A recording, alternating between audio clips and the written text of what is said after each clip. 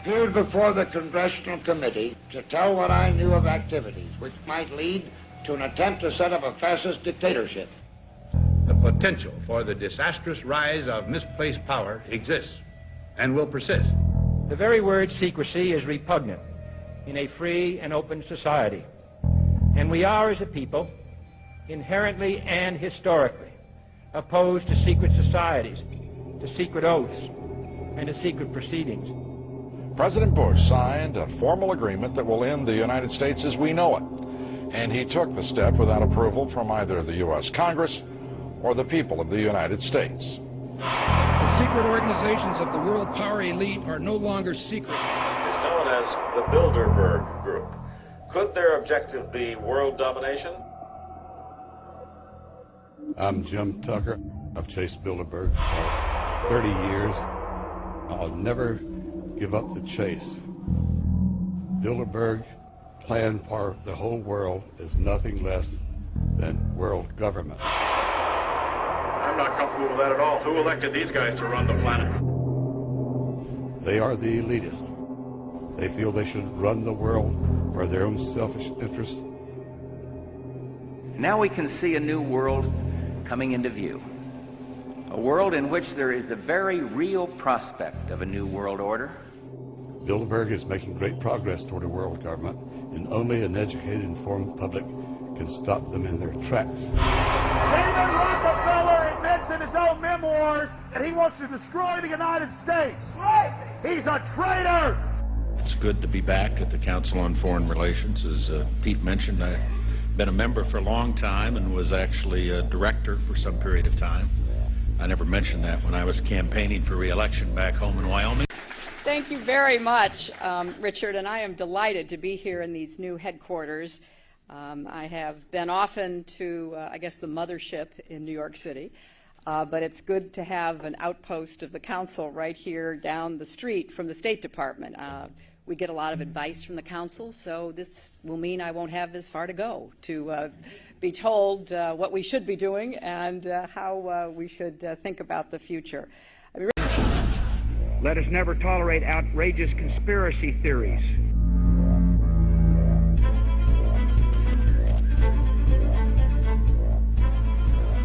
I need you to move off the property, please. Some shots were fired.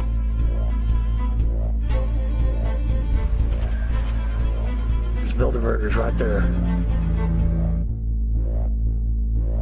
The Trans-Texas Corridor is a vital part because we stop here in Texas. We stop the New World Order right here in Texas. This thing started here. And to save this country, we kill this damn thing here.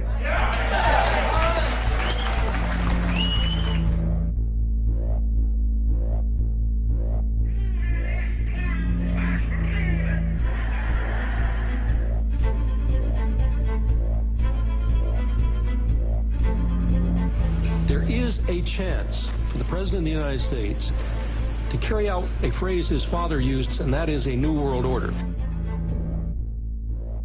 Your New World Order will fall. Humanity will defeat you. The answer to 1984 is 1776.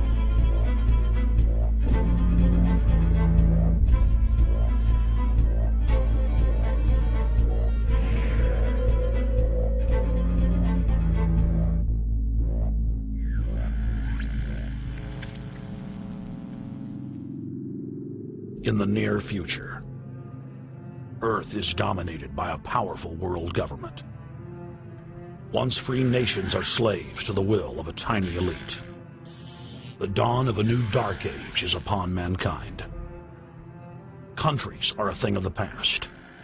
Every form of independence is under attack, with the family and even the individual itself nearing extinction. Close to 80% of the Earth's population has been eliminated. The remnants of a once-free humanity are forced to live within highly controlled, compact, prison-like cities. Travel is highly restricted. Superhighways connect the megacities and keep the population from entering into unauthorized zones. No human activity is private. AI supercomputers chronicle and categorize every action. A prison planet dominated by a ruthless gang of control freaks whose power can never be challenged. This is the vision of the global elite, their goal. A program of total dehumanization where the science of tyranny is law. A worldwide control grid designed to ensure the overlord's monopoly of power forever. Our species will be condemned to this nightmare future unless the masses are awakened to the New World Order master plan and mobilized to defeat it. Erected by a secretive group, the Georgia Guidestones are a testament to the elite's plan for a world religion, global laws, with a global court and army to enforce it. And set in stone, it is written that the population never rise above 500 million.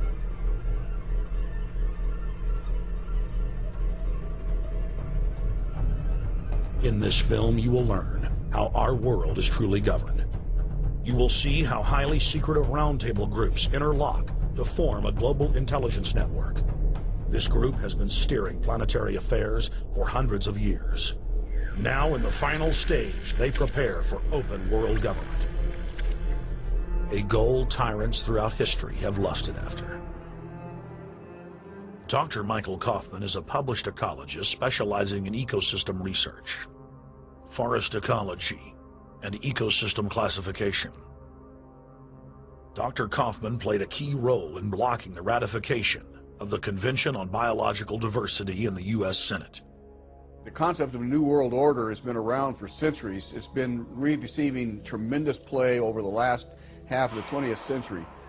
George Bush, the first senior president, George Bush, used it a lot in his speeches and really implies that he really wants to see a order in which we have a universal or a global type of governance in which every human being on planet Earth is ultimately responsible to policies that are being formulated at the international level. It is a big idea, a new world order.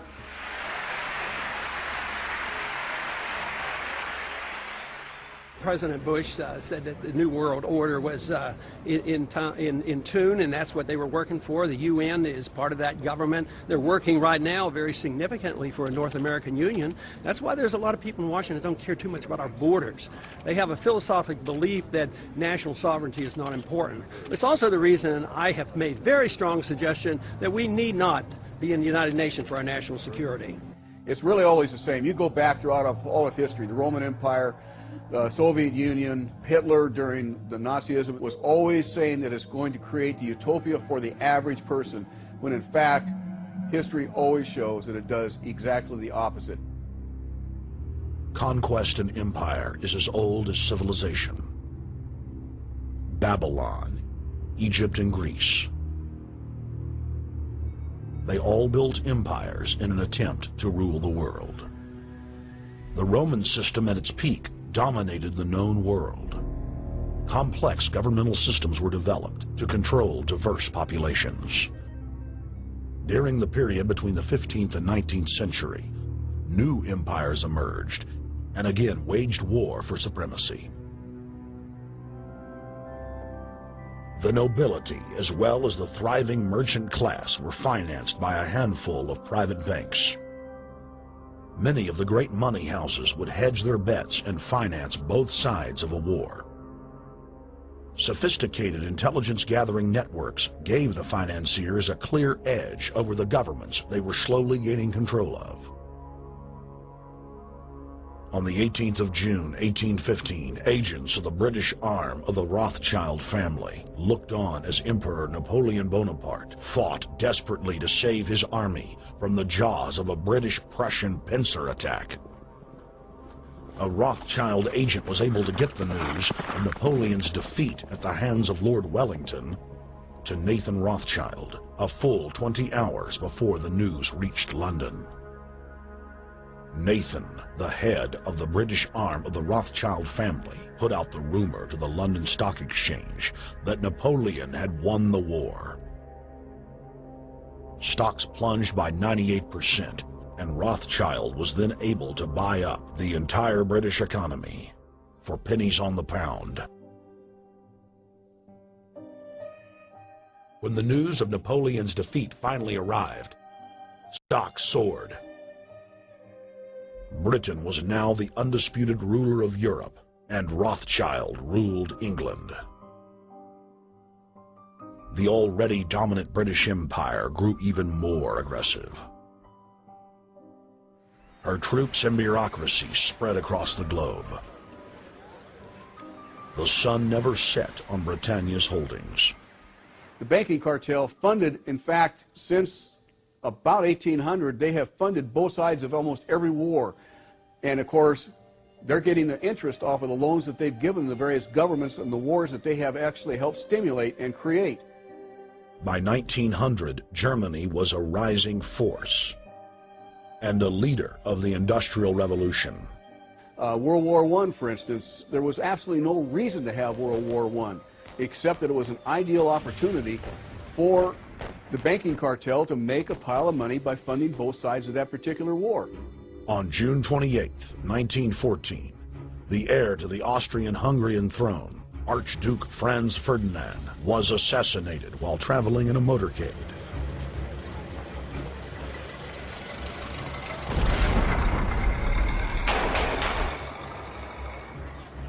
The Black Hand, a Serbian secret society with connections to French and British intelligence, took credit.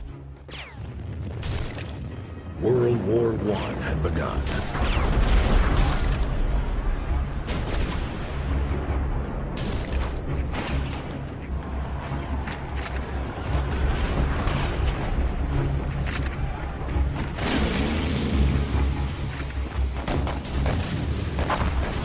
Armaments companies financed by Rothschild-controlled banks in Germany, France, England, and Austria bankrolled all the factions.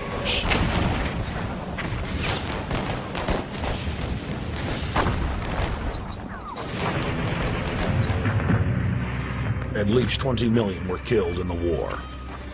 It was a conflict so terrible the people vowed to never fight again.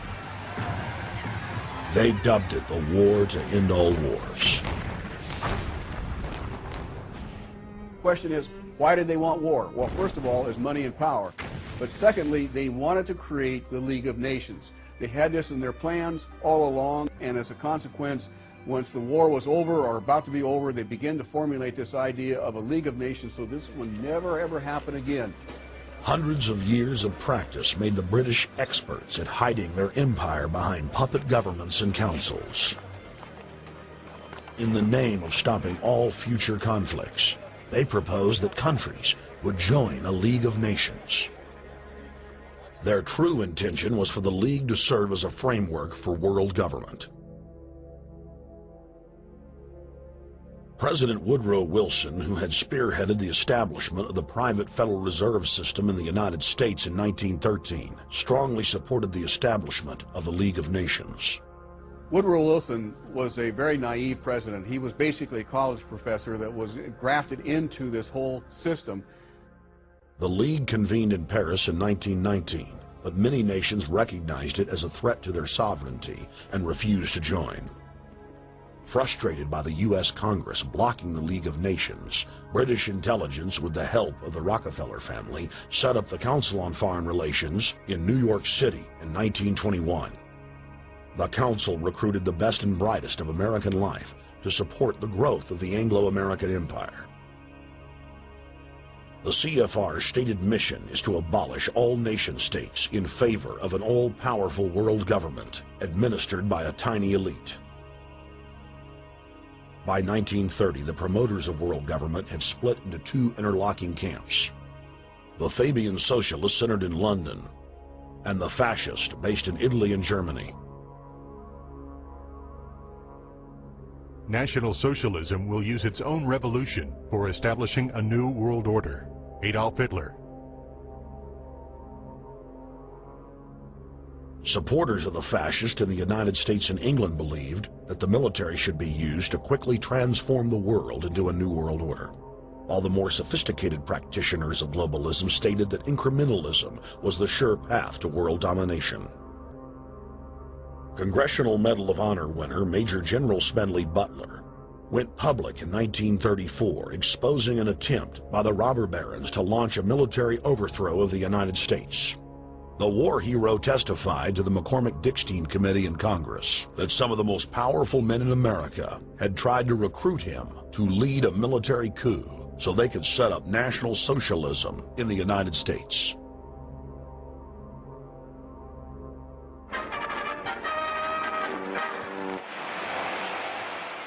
I appeared before the Congressional Committee, the highest representation of the American people, under subpoena to tell what I knew of activities which I believe might lead to an attempt to set up a fascist dictatorship. I was supposed to lead an organization of 500,000 men, which would be able to take over the functions of government. The fascist had also made deep inroads in England. Edward VIII, King of England, was forced to abdicate the throne because of his public support for Hitler. Was es sich dabei nicht nur das negative Problem der Bekämpfung dieser Lehre und ihrer Organisation handelt, sondern die Durchführung der positiven Aufgabe der Gewinnung des deutschen Arbeiters für den Nationalstaat.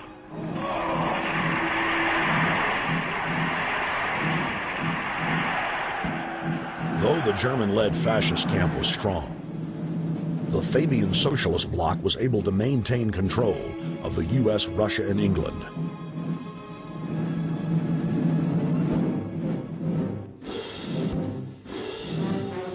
In the build-up to World War II, and during the conflict, the bankers again financed both sides, just as they had done with Napoleon.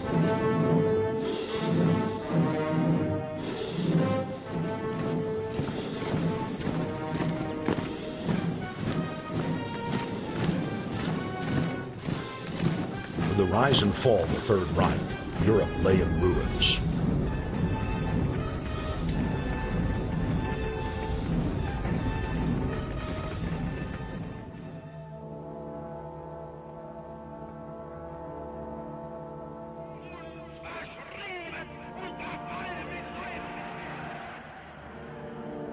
Once again, the elite claimed that only global governance could save humanity from certain destruction. And this time, the elite would succeed in setting up their world body.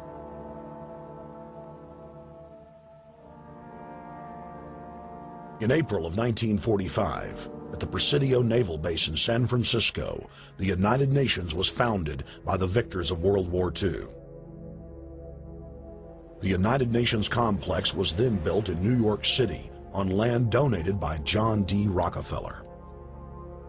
Shortly after the elite established the United Nations as their base in the United States, the newly formed World Council quickly began work on the next phase in their plan, the incremental formation of continental superstates. The first step in their trilateral plan was the creation of the European Union. Unifying Europe had been tried many times and was extremely unpopular. Where Napoleon and Hitler had failed to accomplish their goals using force, the globalists would succeed using stealth. The British spearheaded the formation of the Council of Europe on May 5, 1949.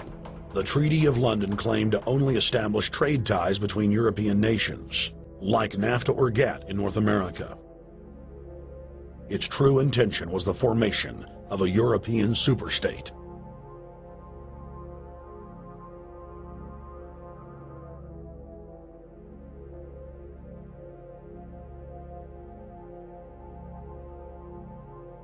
In 1954, the elite of the planet met in secret at the Bilderberg Hotel in Oosterbeek, Holland. The Bilderberg Group would later admit that their mission was the formation of the EU. Once the EU was established, under the guise of trade deals, a North American Union and Asian Union would be formed. The three interlocking superstates formed the core of the global government, while the United Nations would serve as a world regulatory and enforcement body over the Third World subregions. The Bilderberg Group consists of the heads of all of the managing roundtable groups that steer individual countries.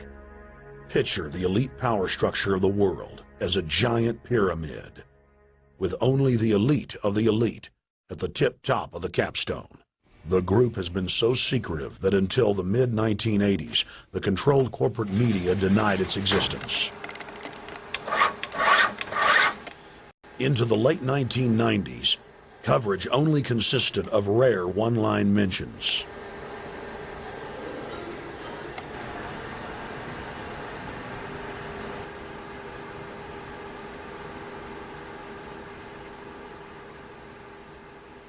With the rise of the alternative media, their stranglehold on information has begun to slip. On the outskirts of the national capital today, black limousines with darkened windows converged on a hotel where private security guards imposed ironclad control. The limos carried royalty, political power brokers, and industrial titans to a secret meeting that will last all weekend. It's known as the Bilderberg Group. Could their objective be world domination? Every 4 years, Bilderberg meets in North America, and in June of 2006, we decided to travel to Ottawa, the capital of Canada. The site of Bilderberg.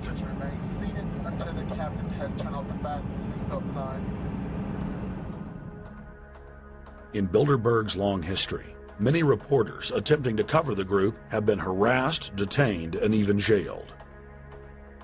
I jokingly reassured my cameramen that the horror stories we'd read about were probably exaggerated. I was wrong. We know reporters get detained at airports, people aren't let in. We know people get sent to the jailhouse for 3 or 4 hours. It happens every time. Well, it happened to Alex Jones this time. They admitted Bilderberg that they've had pressure put on them by the government to heighten security, and that's why all this happened. Yes, I was told that by 2 separate people. They scoured our records for hours yesterday and hours today, trying to find something on us, and of course there was nothing. It was just scary. I mean, I've been all over the world, and I've never seen anything like this. It was like hours of humiliation. And they said, "What are you here for?" And I said, "Well, I'm here to, cover the media, covering a political event. I hope to talk to some members of Parliament." I was answering all the questions. It was clear I wasn't a threat. It was clear I didn't have any criminal record. It was clear I was press. It was clear I was coming to interview people. They were going to deny me. They told me earlier that I was probably going to be denied, and then you guys showed up, and everything changed. So what's your plan now? My plan is to go out and try to interview Jim Tucker, try to go down to the Bilderberg Group and maybe catch some of them still arriving, and try to still make a documentary.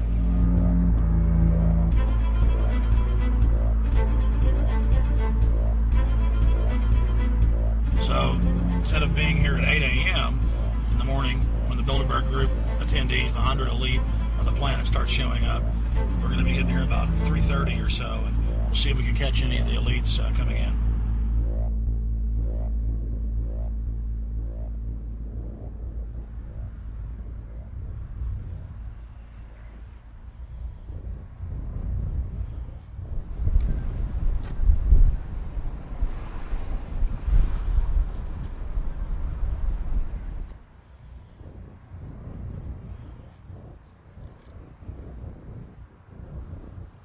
What do you think's on the agenda for this edition of the Bilderberg Society's annual meeting? They're debating the attack on Iran. They're talking about how to take out Hugo Chavez. They're talking about how to get their American Union in that destroys Canadian, U.S., and Mexican sovereignty. So we're talking about the death of Canada is what's happening in there right now. The death of your sovereignty is happening in there right now. CNN has even reported that these individuals have put out the policy reports through the Council on Foreign Relations that writes their scholarly white papers to end the United States, to end Canada, and to end Mexico. About 10 have come in. They've been coming in slowly in typically big black cars with what appears to be bulletproof glass, and we've got a few pictures of some of the people.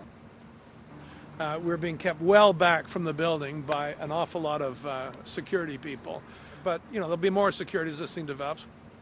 Again, just a reminder to stay off the property, okay? I am. This is the line. We checked with the city. Yeah. Okay. That's the ex-president of Ireland? Maybe? Okay. Danny will know.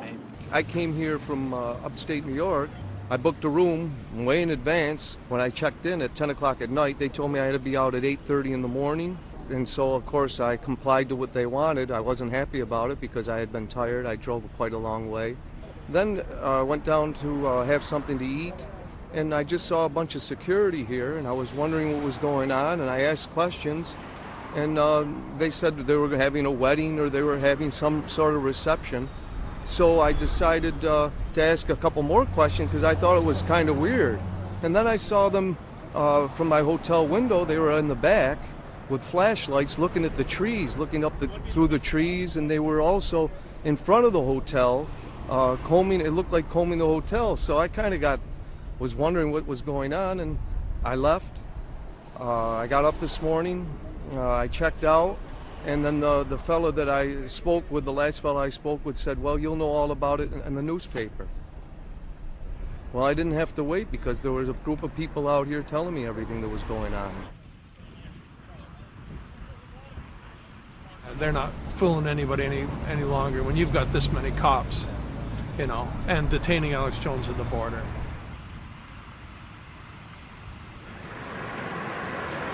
Get them on both sides.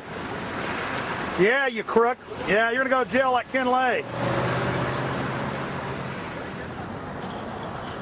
Oh, yeah, there's one right there. Hi. Hey, we're not your property. We're not your slaves. We're going to defeat the New World Order. The New World Order is going to be defeated. You realize that? I'm glad you do.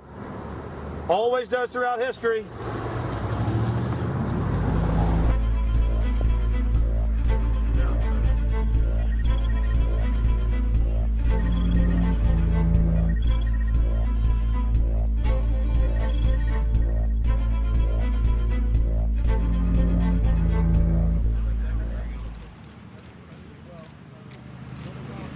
The boss.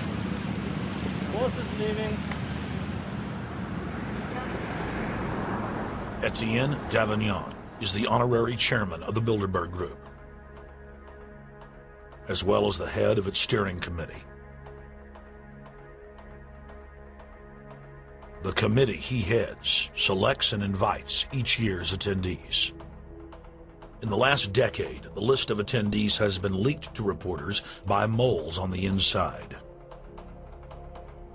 Veteran newspaper reporter Jim Tucker has been covering the Bilderberg meetings for over 30 years and has physically attended more than 20. We traveled back to our hotel to see if Jim Tucker received the 2006 list. First heard about Bilderberg in 1975, and I said, I don't believe it. That's not possible. Who in hell's Bilderberg? I spent 20 happy years with metropolitan newspapers. All the wires are clicking at my ear. That could not happen without me knowing about it. And the thing that first impressed me most was columns in 1957 by the late, great Westbrook Pegler, widely syndicated columnist. He wrote 2 lengthy columns about how approximately 100 leaders of international finance, heads of state, high public officials were meeting behind armed guards and closed doors on Jekyll Island, sealed off. What are these powerful internationalists doing? And why is it so secret? Why does it have armed guards outside? Why is it sealed off? The newspapers totally ignore it. Not a word. Total blackout in the United States. Since then, I've never stopped pursuing Bilderberg, or the whole international gangster organization led by Rockefellers and Rothschilds, as they manipulate the world for their own selfish interest.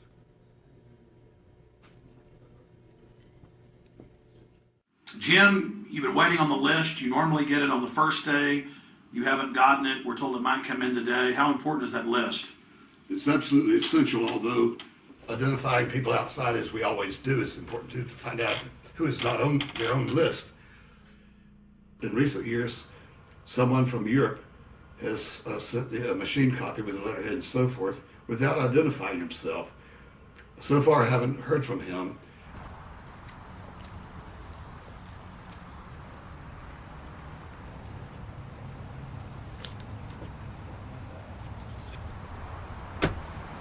Well, Bilderberg assumed that name in 1954 at their first meeting as Bilderberg at the Bilderberg Hotel. It's a little bit like Shakespeare's As You Like It. They say to Shakespeare, "What do you want to call this book?" And he says, "As You Like It," meaning whatever you want to call it. And they thought it was dictation, so one of his plays is called As You Like It, and the title has nothing to do with the play. So that's how the Bilderberg came by their name. Now, they had been meeting for half a century. The moneyed class had been meeting, but they decided they have to meet systematically every year, well planned in advance, in addition to maybe other smaller meetings throughout the year. Sure this is the right turn, Jim? No. Let's see if you can start.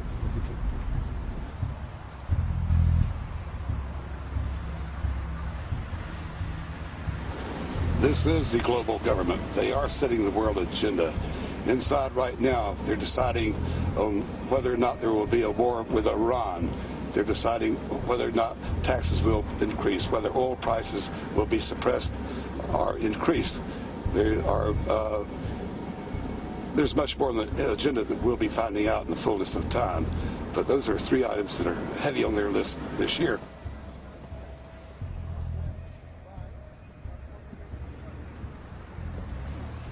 This is Jim Tucker, ladies and gentlemen.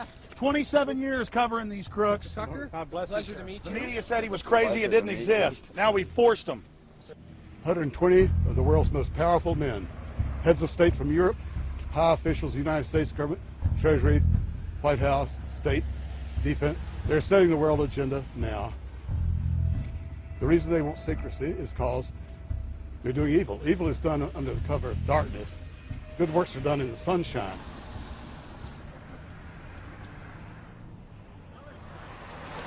Hi, how you doing? Good. Get off the property, please. Well, Jim has some questions for you. I need you to move off the property, please. Okay. This is private property. Sure. It's a public sidewalk. Oh, yeah, we are cooperating. Thank you. Right onto the sidewalk. Yeah, there's no implication that we aren't Right cooperating. onto the sidewalk and stay there, please. Sure, yeah, thank you. Great. Jim has some questions for you. Again, I need you to stay right on the sidewalk. Yeah. Thank you very much. We actually checked with the city. The property line's actually right here. Also, That's good. Property line's actually right here.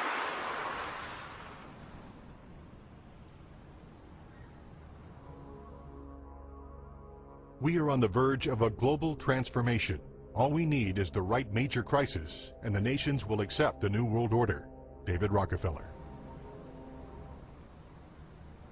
So David Rockefeller and the Corn Black at the beyond the hotel, and they had no bodyguards.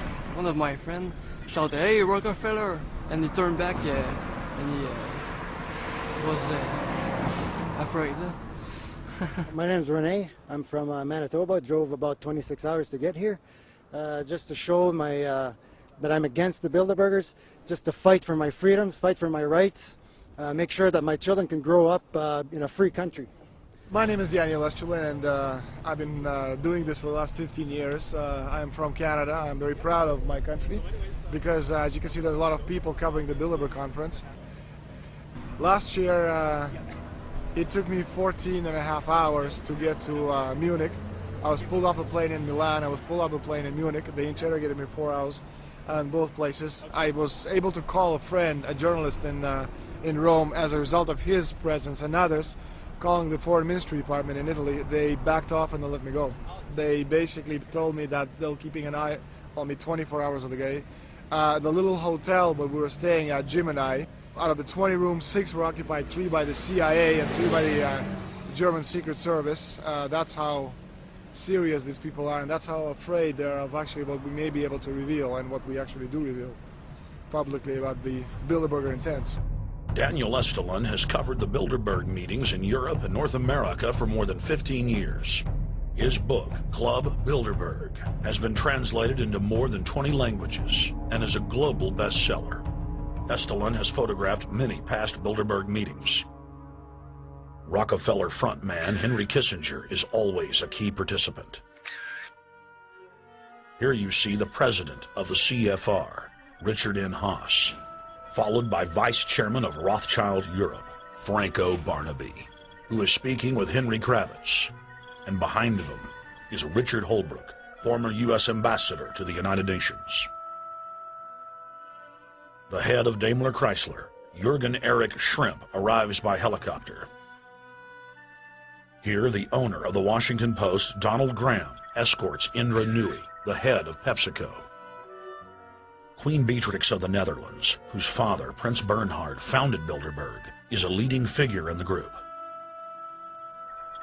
Of course, globalist kingpin David Rockefeller, seen here with his bodyguard, James Ford, always attends. The then newly appointed World Bank chief Paul Wolfowitz is photographed at Bilderberg 2005. It has been reported that Wolfowitz had attended previous meetings while still the Deputy Secretary of Defense, a violation of the Logan Act. Under the Logan Act, it is a felony offense for any member of the federal or state government to meet with members of a foreign government without the express authority and authorization of the President or Congress. Put simply, it is illegal for members of the government to meet secretly behind closed doors with foreign power brokers due to the problems of corruption and espionage that it breeds. For this reason, many prominent politicians attend, but their names do not appear on the official list. Despite the Logan Act, the governor of New York's name, George Pataki, does appear on the list, and we were able to catch the governor on tape walking with David Rockefeller at Brook Street. Multiple staff members inside Brook Street reported to us that Hillary Clinton attended for half a day. Several armored limos with diplomatic plates did arrive with police escorts and offloaded their passengers in the underground parking garage out of the sight of the press. Former World Bank President James Wolfensohn sardonically stared at our cameras. They're upset about the fact that they're being exposed. Well, I'm sure they are. I mean, look at the tinted windows. They don't want to be seen. They don't want even anybody to know they're here. So I'm sure they're ticked, you know, and that's why we're here to try to expose them. Do you think that they were angry that they were on the front page of the local paper today? You think they're in there reading it right now, Jim? Yes, but I don't think they're happy about it. They prefer nothing at all, no publicity. They prefer absolute secrecy. Yeah, you better look away. We're not your slaves. You don't own me.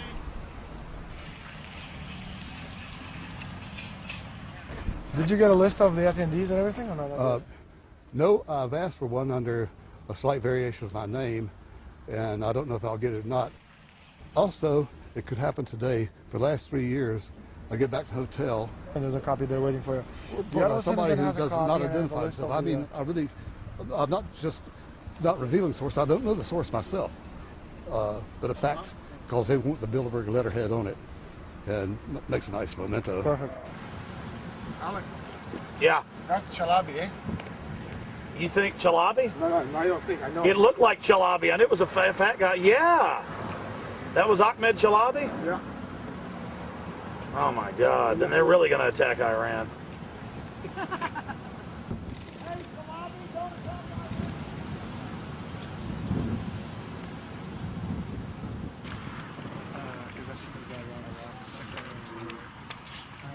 This guy is too president.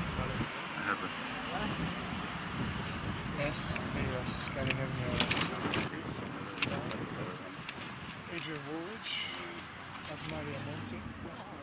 Over the last couple of years, they've been reeling with the amount of leakage that they've been experiencing, so it's getting harder and harder. But again, it will never get too hard for us because of the sources that we have inside are top-notch sources.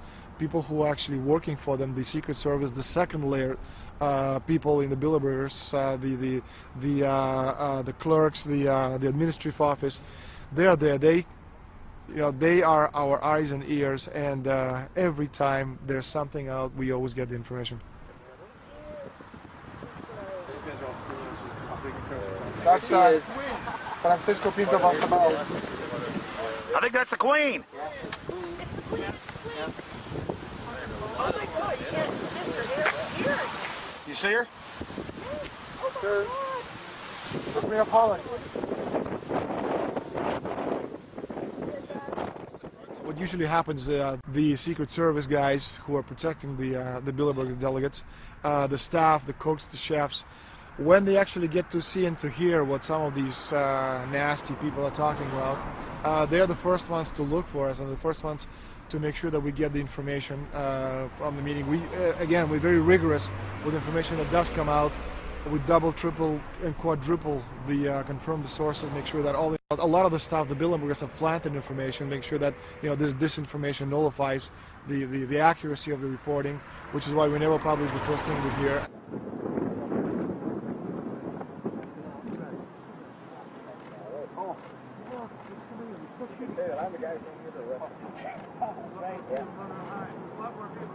That looks like Rockefeller. The decisions that these people take, again, they're not only decisions that affect business community, they affect politics, business, environment, across the entire spectrum. And these decisions are made and taken by a very elite group of people behind closed doors this year at the Brook Street Hotel. We are not privy to these decisions. We're not allowed to know what they're talking about. But we'll definitely feel the consequences of these decisions over the next 12 months when events which apparently by accident seem to happen, in fact, have been planned right here this year at Brook Street Hotel between 8th and 11th of June. What does it do when you get 120 of the most powerful people in the world getting together to have meetings with government officials? I mean, that's amazing. Well, it is what I mean is that they're planning the corporate agenda. They're not planning the democratic human journey agenda, in my opinion. Mussolini had a definition, is when the interests of the corporation take completely over from all other interests, and that's fascism.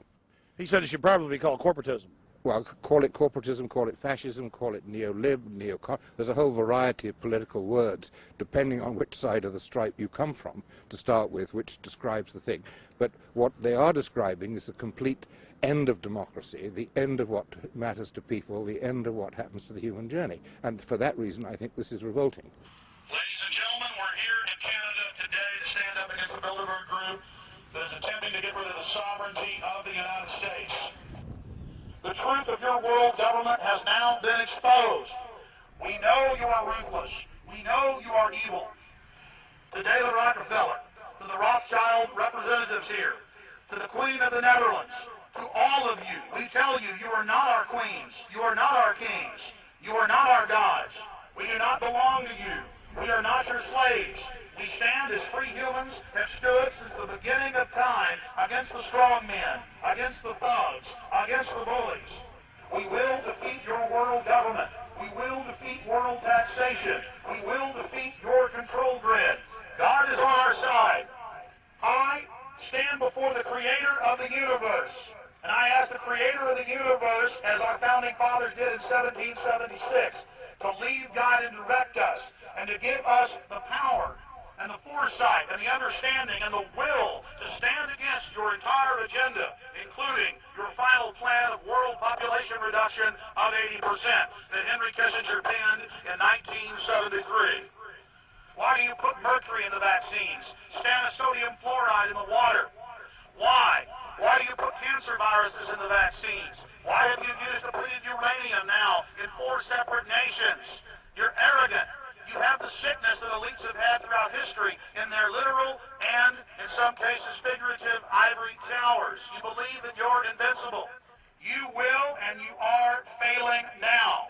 Your New World Order will fall. Humanity will defeat you. The answer to 1984 is 1776.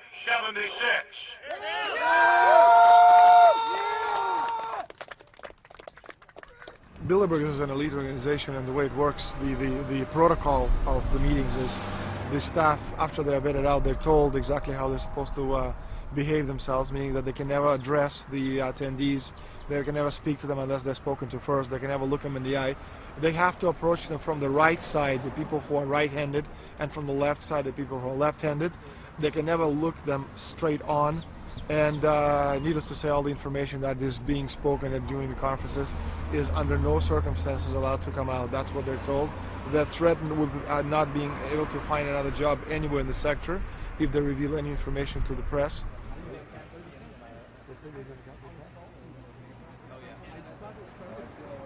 Richard Holbrooke? Ambassador Richard Holbrooke thought the peasantry wouldn't recognize him if he took a stroll off the grounds of Brook Street.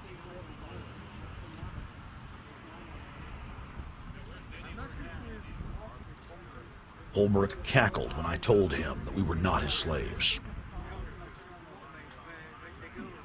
Holbrook, we're not your slaves, Holbrook.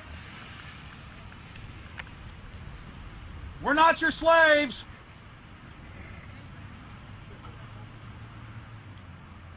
Holbrook, we don't belong to you. We're not your property. Get back on the sidewalk. We're free humanity. Yeah, there he goes. Howard. They love it.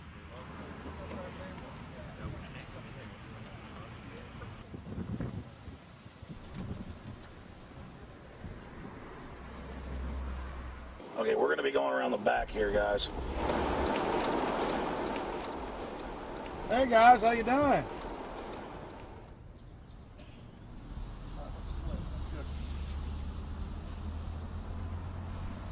There are several rings of security service. The American delegation at every Bilderberg meeting is usually protected by the CIA and a special division of the U.S. Army. The British delegation is protected by the MI6. Israelis usually are protected by the Mossad. The Ottawa police, in this case, working for the security, they have very little, actually they don't have any information at all on what the meeting is about. They didn't know who the Bilderbergs are. Then there's an elite private firm protecting the perimeter, doing all the dirty work, such as shooing off the photographers and bothering the protesters. But, you know, that's like piddly stuff. All the heavy stuff is done by the security service, such as the CIA, MI6. Some years ago, my legs were a little bit stronger than they are now, and I'd crept over a fence under cover of darkness and approached. The cops started yelling and pointing at me, so I ran with speed I didn't know I still had, and some shots were fired, but they were far above my head. I mean, they were intimidating, but they were not really trying to kill me. Not when sharpshooters are fired far above, 20 feet above your head. Bilderberg was founded by David Rockefeller and the Rothschilds of Britain and Europe. They're still the main powers. Baron Evelyn D. Rothschild, a male, attended for many years. Rothschild is still represented. You'll see them on the list of participants. Somebody representing the Rothschild group. They are the main powers behind Bilderberg. The Dutch Shell is part of the Queen's fortune. Of course, the Rockefellers have always had heavy oil interests. That was the original source of their old money from the old man. Jim just got the official Bilderberg letterhead list from his mole inside the Bilderberg group. Let's go look at it. Wall Street Journal.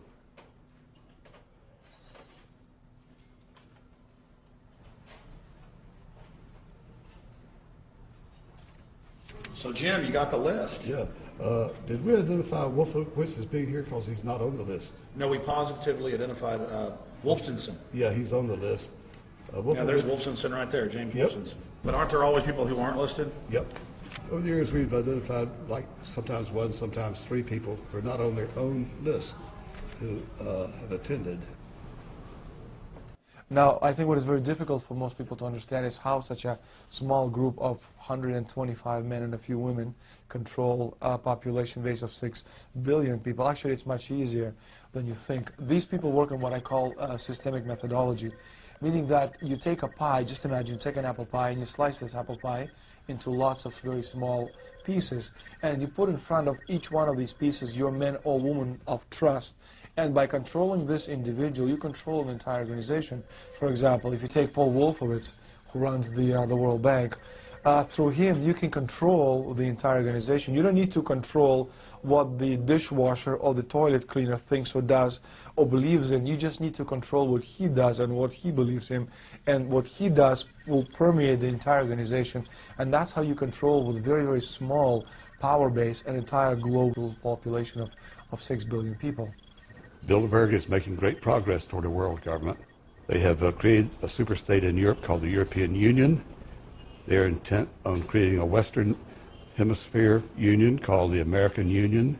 NAFTA is to be expanded into every country in this hemisphere.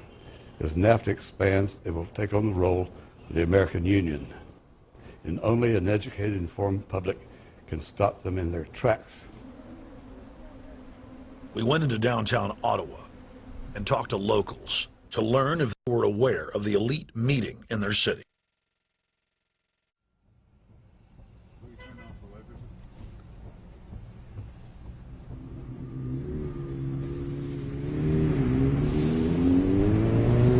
Hey guys, attention just for a second. I just need to tell you that a group just met here in Canada and they're trying to get rid of your sovereignty, merging you with the U.S. and Mexico. See, it's not funny, I'm serious. And your news isn't going to tell you about this. This is deadly serious, so I'm just letting you know and I'm telling you about it. As they say, they are the guys that run the world. They make the decisions for and we just carry it out. Sir, did you hear about the Bilderberg Group meeting here in town, the 120 most elite people in the world? No. Hey, do you know that the elite's meeting here in town right now? Have you heard about it? 120 crime bosses? None of you heard of it? None of you guys have heard of the Bilderberg Group? They're meeting right now. In the city, around 10% of the people were aware of the New World Order agenda. When we traveled to Parliament, close to half of the people we randomly spoke to were informed.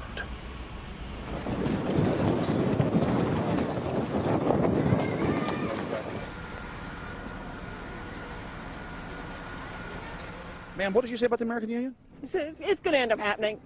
We don't want it, but it's going to happen. Why do you think? Because the Bilderberg Group runs the world. You have the Trilateral Commission that's also part of the Bilderberg, which is the United States, Europe, and Asia. But most of this is public knowledge. Nobody wants to believe that there are conspiracies, that world leaders are already elected before they're voted on. So here we know that Bernard Lord is part of the outer circle. I was surprised to read that Harper addressed the group in 2003 because my understanding was nobody gets into politics without becoming part of the Bilderberg Group. And then you find out afterwards that that is the case, that they have... Well, Bill Clinton went there in 91, George Bush Sr. back in like 85. And Blair, same thing. Who we think that we're electing as leaders have already been pre-picked for us. Whether it's liberal or a conservative, they're already part of the group. They own all the horses in the race. They own the horses, and I understand that, for example, in the United States, it's a one-party system with two factions, though you think it's two different parties. Oh, it is, yeah. So it's like Bill Clinton constantly vacations with the Bushes, and they call him their son, and they actually staged all that in '92, and all that's come out. It's just all staged. They're not going to let trillions of dollars slip through their hands. The good news is people are waking up, though.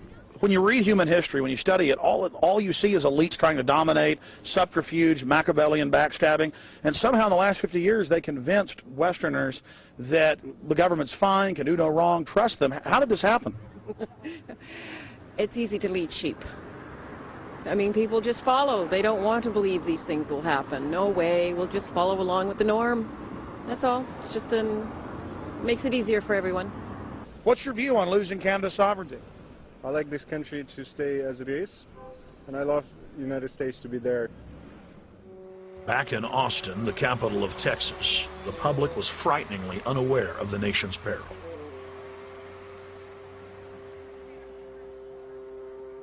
Have you heard about the North American Union? Not really, no. I don't watch TV. No, I haven't. Interesting. I was not aware of that. I don't know exactly what you mean, so... I don't think there's going to be a merger of the three nations. No, I have not. No. No, I didn't know this was happening, so...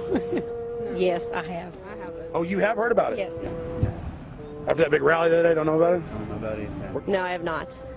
Have you heard of the European Union? I have, yes. Are you aware of the European Union? Oh, yeah, of course. Have you heard about the European Union? Heard about them.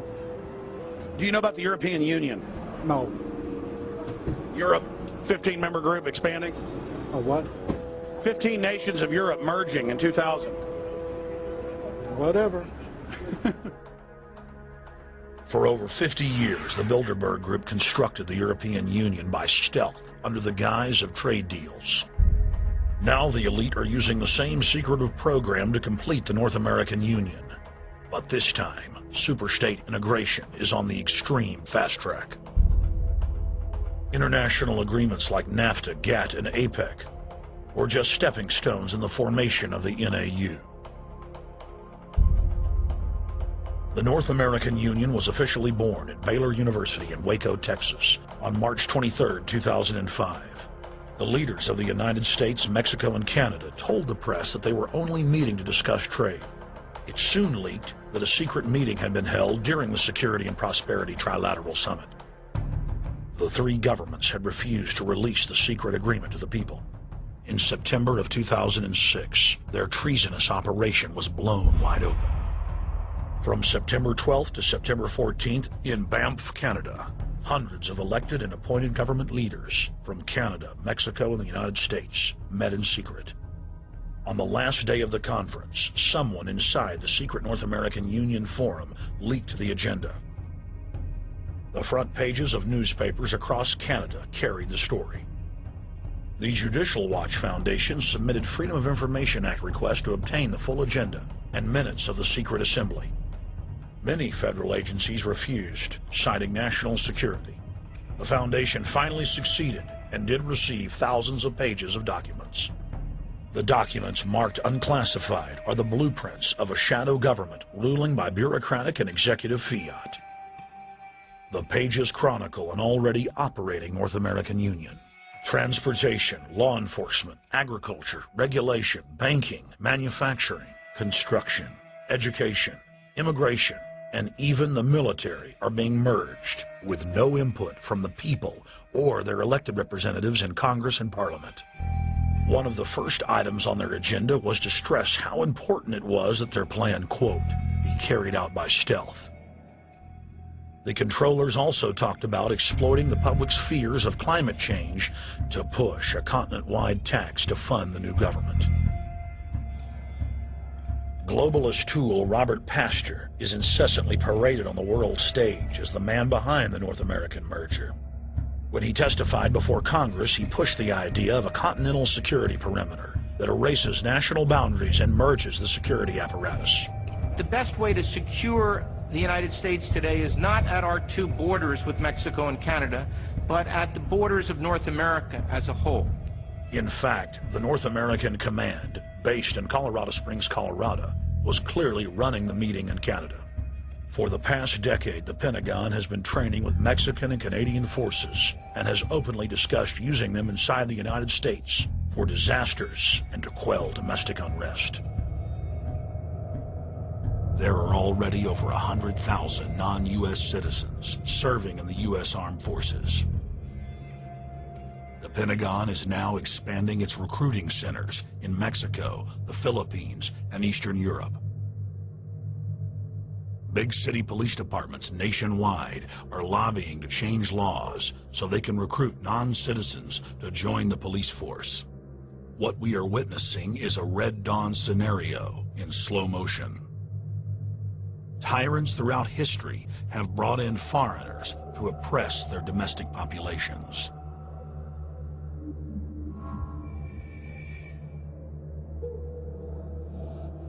When their coup by stealth was exposed, the three governments went into damage control mode.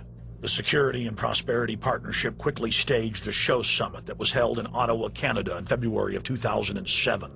It is the only way that we can achieve security and prosperity for our people is through this cooperation. We actually occupy one physical space, the North America. We've also had a chance as foreign ministers to talk about how we cooperate in the region and indeed in the world.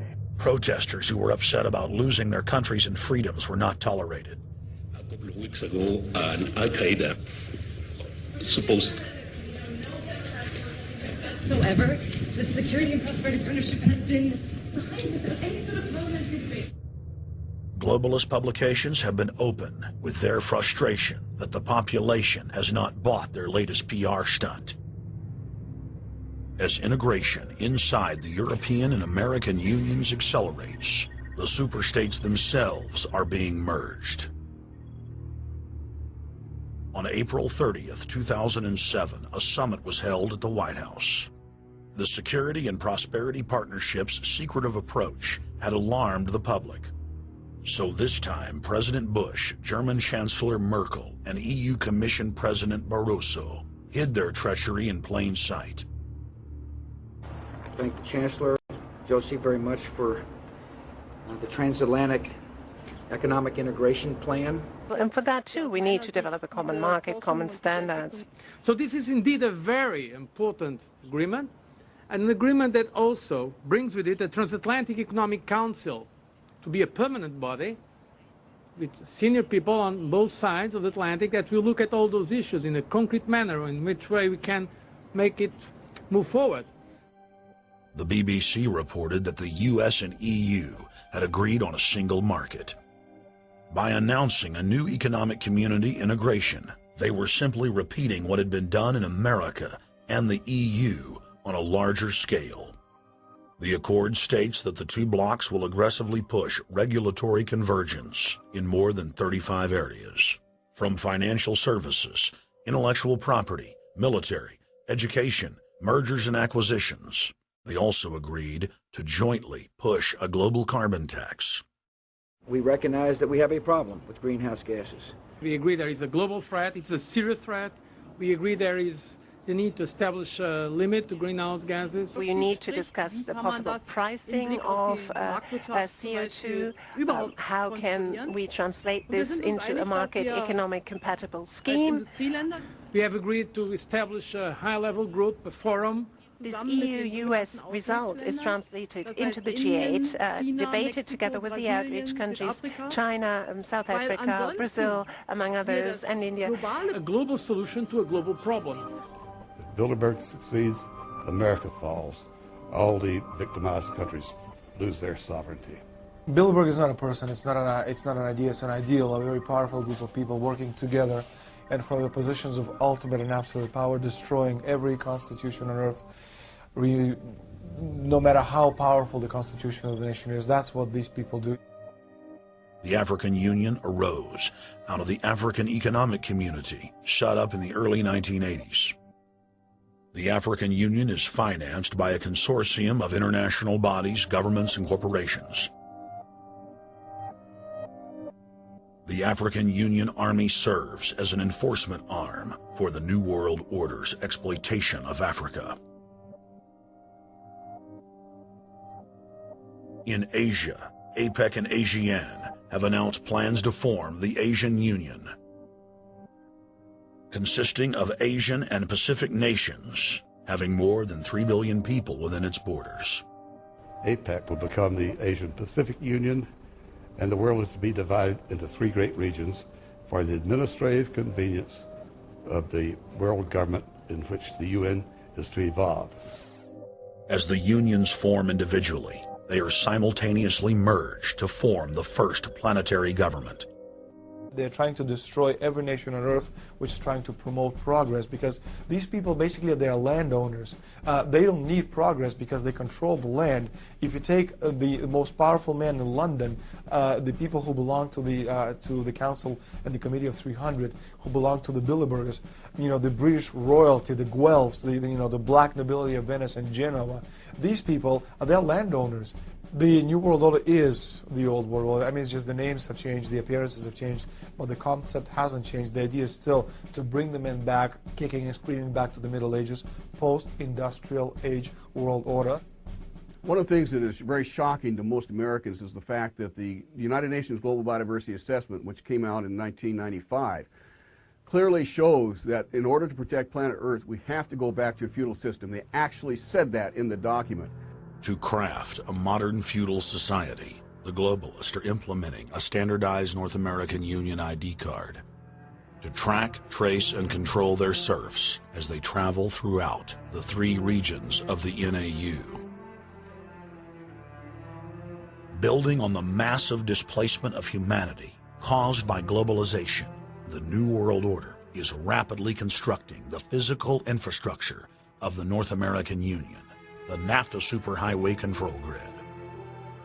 I'm Arthur Peterson, Colonel retired in the Army.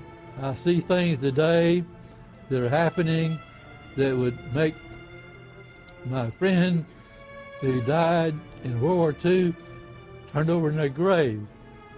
To think that people would even consider confiscating land of farmers and ranchers and taking their homes away from them to turn it over to a foreign company in Spain, which was controlled by Don Carlos, I understand, a notorious socialist, and they get the tolls on Texas land for 50 years.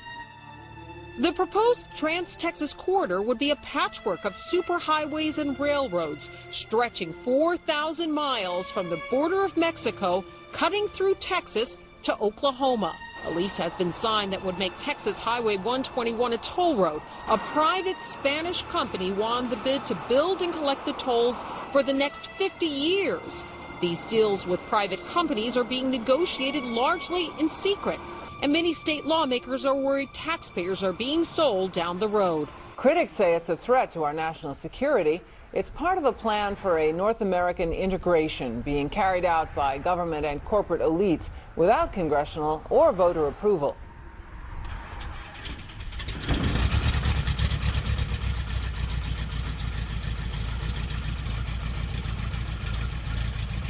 We took to the air over central Texas to get a bird's eye view of the Trans-Texas Corridor, which is under construction and will form the heart of the Trans-NAFTA superhighway system.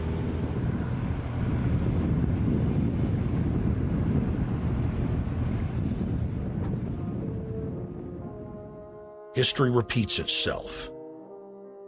2,000 years ago, all roads led to Rome. Rome constructed and maintained more than 10,000 miles of roads throughout its empire. The roads were used to project Roman military power, to control commerce, and to bind the nations and peoples they ruled. Rome also demanded tribute. Roman subjects from Albion to Judea were forced to pay a tax to use the roads. The Romans would then use the tax to dominate their subjects. Today's superhighways are a powerful tool in the globalist arsenal. They are instrumental in tearing down national borders and merging nation-states into larger confederations. Foreign governments and corporations are predatorily seizing infrastructure across North America, but nowhere has their attack been greater than in Texas. Texas is the front line. Over 8,000 miles of existing roads and land are being handed over to government-backed foreign companies. Foreign companies buy the legislators, who then turn over complete control to the same foreigners who finance their campaigns. Government power is then illegally transferred to unelected quasi-governmental regional boards that circumvent local governments and the will of the people. The next stage of this world government plan is to have a transportation control, and that is called the NAFTA superhighway, or in Texas called the Trans-Texas Corridor. It confiscates 584,000 acres of land to be transferred into control of a Spanish company which will collect tolls in Texas for the next 50 years, and there's no limit in the amount of tolls that can be collected. More than 80 federal and state highways have been designated as international arteries. The I-35 NAFTA corridor starts deep inside Mexico and travels through the middle of the United States and ends in central Canada. Container ships from Asia dump their cargo on the Pacific side of Mexico. It then travels duty-free by rail to the new Kansas City inland port, now considered sovereign soil of Mexico, in the heart of the United States. Under international agreements, predominantly foreign companies are placing tolls on already existing paid-for roads. Federal, state, and corporate documents show that they will then use the revenue raised to build up the transportation infrastructure of Mexico, not the United States or Canada, so foreign-made products can pour in even faster from Mexico. Revenues raised will also be used to fund the fledgling North American Union and its growing bureaucracy. Bottom line, they're using our own money to enslave us. First of all, they're proposing a North American tribunal, which would be similar to what we have in Chapter 11 of the NAFTA agreement, which is trumped by international law. The U.S. Supreme Court and our Constitution could potentially be rendered invalid, and what we would have is new North American business law that would trump what we have here in the United States. What is also interesting to note that the NAFTA headquarters is in Mexico and controls the United States trade, and no one seems to challenge it. It's very probable and probably inevitable that our right to bear arms would be challenged in a North American court. So this is just an example of what's happening and what's being proposed. We want to keep our trial by jury system. We want to keep our right to keep and bear arms. We want a system where we have a Supreme Court and not have a tribunal that will be superior to the Supreme Court. In 2005, Cintra, a Spanish-owned company, signed a secret agreement with the Texas Department of Transportation to erect toll roads on existing roads and to toll new roads that were completely paid for by tax dollars. There are people, believe it or not, in Texas who don't know what the Trans-Texas Corridor is. TTC 69, which they'll have the environmental hearing starting this spring on, runs through my part of the state. And there are people over there who have no idea what's fixing to come in their backyard.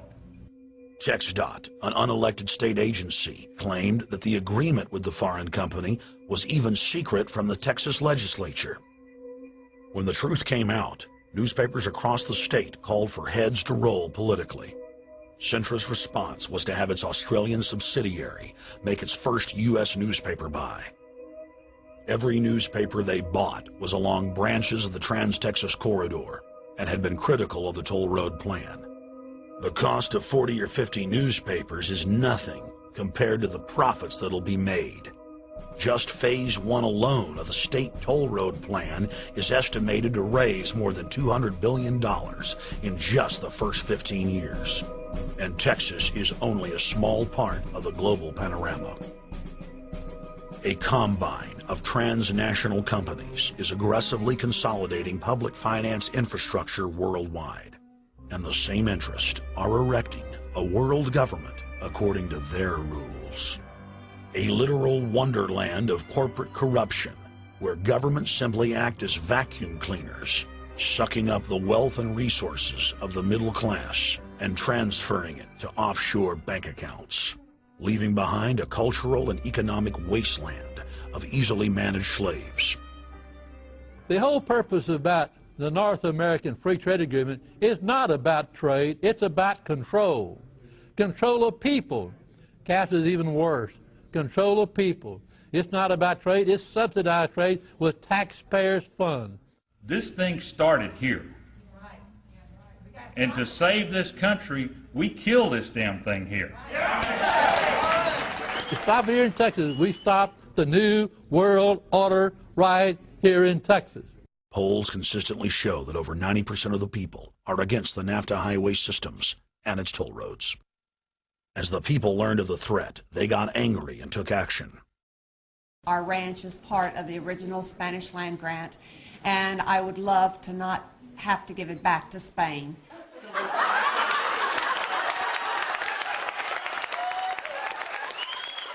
Opponents of a proposed superhighway today held a major protest.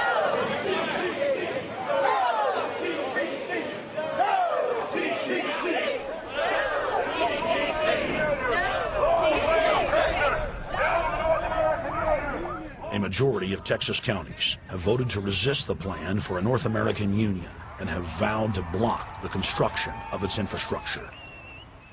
Heck, we already know in a law that was passed by a subservient United States Congress, where practically nobody in the entire Congress stood up and said, no, they've already passed a law saying all their driver's licenses are going to be chipped. Well, I'm telling you right now, I'm not going to carry in a driver's license that's got a chip in it, so Big Brother can watch everywhere I go and shoot and see everything I do. No, no, hell no. No, all of it. No, no. Will the people own this plot of ground? We, the people, own those trees there. We, the people, own our beautiful Texas, and we are not going to let a bunch of crooks and robber barons take our beautiful Texas away from us. Hell no!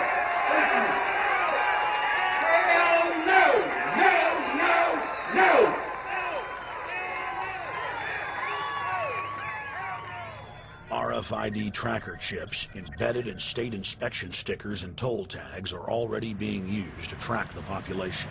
The new system is also meant to control growth and steer development through so-called smart growth.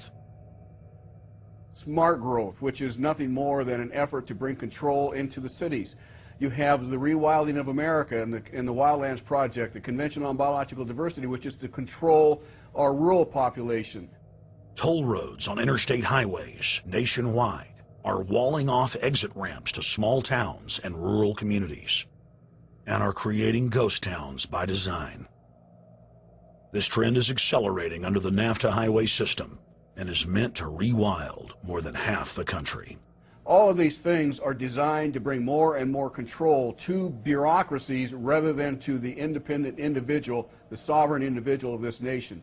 What brought me into this whole discussion was the fact that while I was doing this multi-million-dollar research effort in the 1980s and early 1990s, I became aware of an agenda basically to lock up one half of the United States into wilderness corridors and reserves.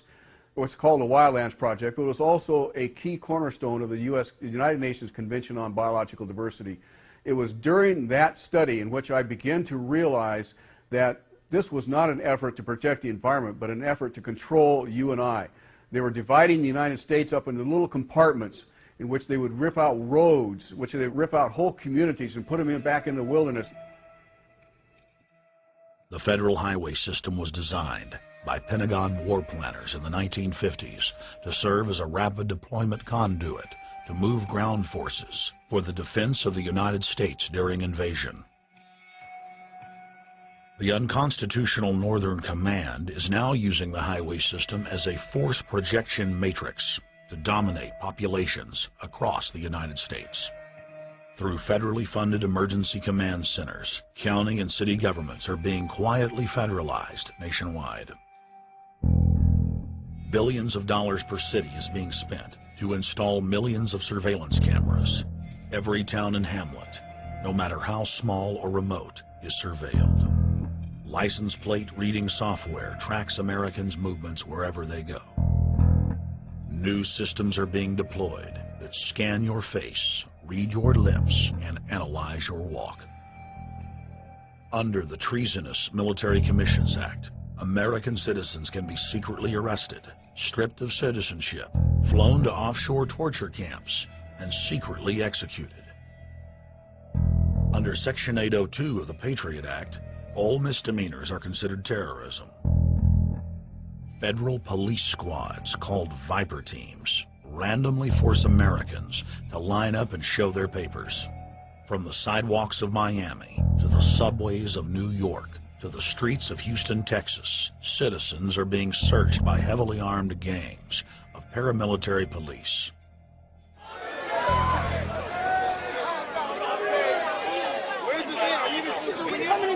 Come on, guys, come in.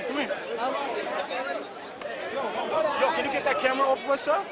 Sir, can you get that United States First Amendment? All right, but you can get that camera. I'm saying get the camera out of my face. That's what I'm saying. You're on the streets of New York. So what does that mean? I'm saying get that camera out of my face. That's what I'm saying. It's a free country. Fuck wrong with you? It's a free country. Get this damn camera out of my face. Hey, this isn't Nazi Germany. There's no camera in your face. God. Hey, move to Russia, okay? Yo, Judge. We can have cameras on the streets. I said get it out of my face. Your guy starts cussing at us out of the blue. I said get it out of my face. That's what I'm saying. It was never in your face.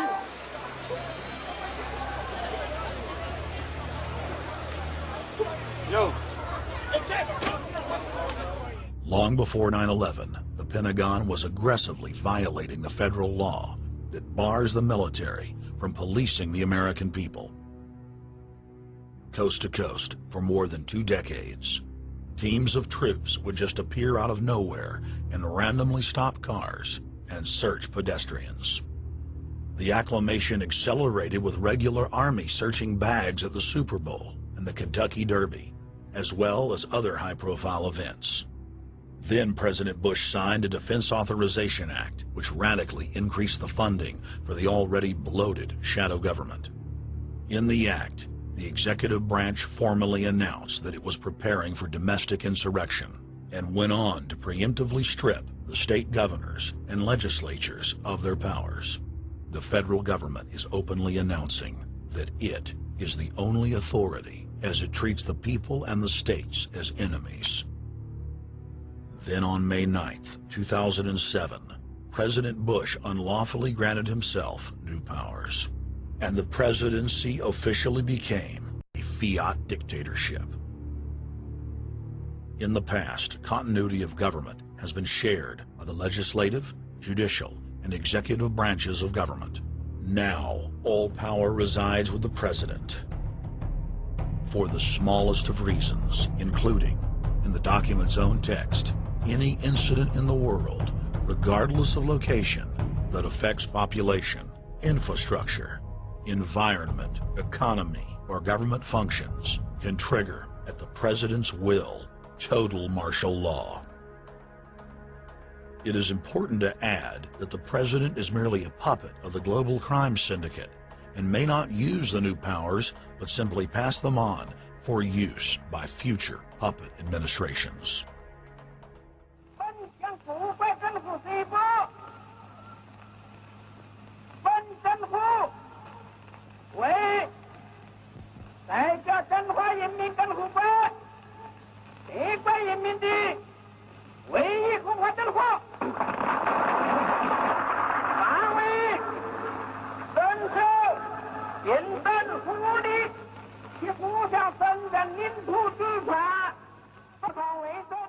Приобретена эта победа. Не забывайте принесенных вами жертв. You must teach people to love their leader. This is the only most important.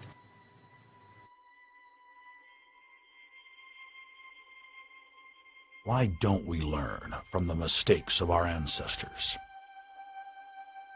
Why does humankind find itself bound in a cycle of bloodshed and enslavement? Predatory elites have always rationalized their oppression by claiming that they are superior and have the divine right to rule, when all they really are is a gaggle of ruthless psychopaths, parasitically feeding on the host population until their cancerous movement causes the collapse of the host. There have been thousands of tyrannical governments in history, and less than 10 that can truly be called free. In the 20th century alone, over 150 million people were murdered at the hands of the state. In Russia, the Red Terror consumed the lives of more than 60 million men, women, and children. Hitler's war killed 22 million. During Mao Zedong's reign alone, more than 60 million peasant farmers were killed. And the list goes on. 300,000 innocent civilians killed in Guatemala. More than 2 million souls brutally murdered by the government of Cambodia. 1,500,000 killed in Turkey. 300,000 in Uganda. 800,000 plus hacked to death with machetes in Rwanda.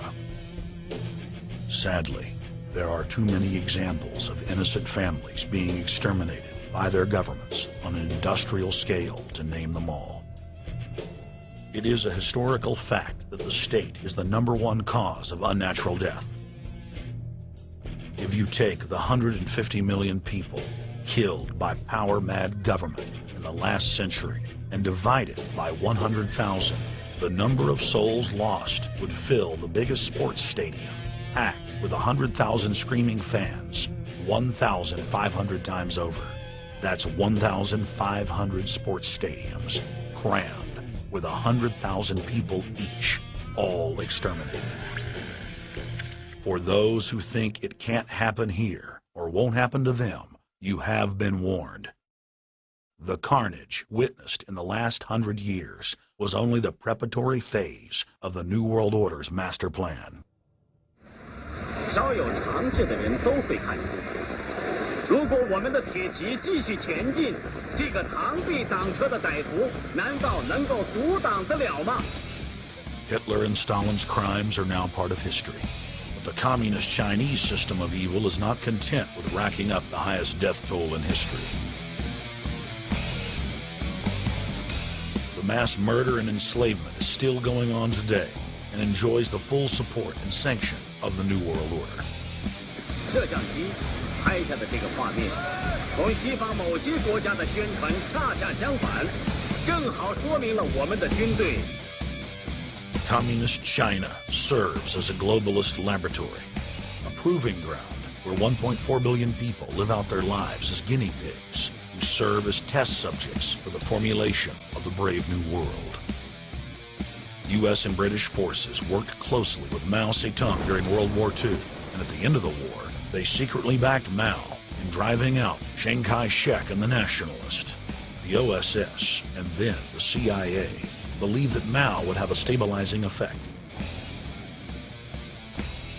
Bill Clinton's mentor and Georgetown University political science professor Carol Quigley explained in his book, Tragedy and Hope, how the Anglo-American Roundtable groups backed every brand of authoritarianism, from communism to fascism, to ensure that a centralized government dominates the population and the economy as planned. The elite are monopoly men.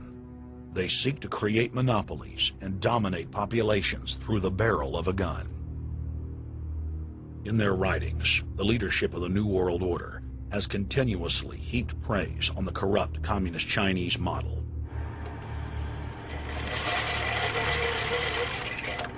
In August of 1973, in an article written by David Rockefeller for the New York Times, Rockefeller openly lauds and endorses Mao Zedong's actions, while celebrating their command and control system. Whatever the price of the Chinese Revolution, it has obviously succeeded not only in producing more efficient and dedicated administration, but also in fostering high morale and community of purpose. The social experiment in China under Chairman Mao's leadership is one of the most important and successful in history. David Rockefeller, New York Times, August 10, 1973. Communist China is the model planned society for the New World Order. China has received more United Nations awards for its policies and form of governance than any other nation. In the eyes of globalist planners, authoritarian China is the future. China adopted the dreaded one-child policy due to lobbying from a consortium of eugenics organizations, which includes Planned Parenthood and the United Nations. Couples that have more than one child face heavy fines and imprisonment. The practice of forced abortion in China, coupled with the cultural desire to have a male child, has plunged China into a deepening crisis where there are 30 million more men than women. The Chinese police state ruthlessly crushes all forms of dissent. Underground churches, Falun Gong practitioners, striking factory workers are all sent to forced labor camps. Their blood and tissue types are cataloged in preparation for organ harvesting. The Chinese government then sells the prisoners' organs to the highest bidder on the world market. If a wealthy patient chooses to fly into China, the prisoner is killed and the organs are implanted.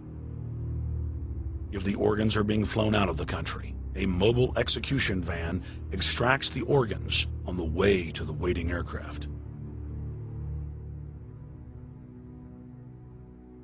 The social engineers of China aggressively euthanize the elderly and disabled. China is merely following the globalist blueprint for the world. The same system of total dehumanization is quietly being phased in worldwide. Depopulation should be the highest priority of foreign policy towards the Third World. Henry Kissinger, 1974. There's a need for a new world order, but it has different characteristics in different parts of the world. Now, none of this may succeed this time, but this to me is sort of the outline by which someday, in the next few years, a solution will emerge. Where does this mindset come from? Why do the elites kill the largest masses of people? when no one is resisting them, when they've already attained total control? What ideology drives the elite psychopath? Since Plato's time, 2,400 years ago, state planners have openly proclaimed their desire to control every detail of the commoner's life. From breeding programs to mass extermination of undesirables, the dark dream has continued on for millennia.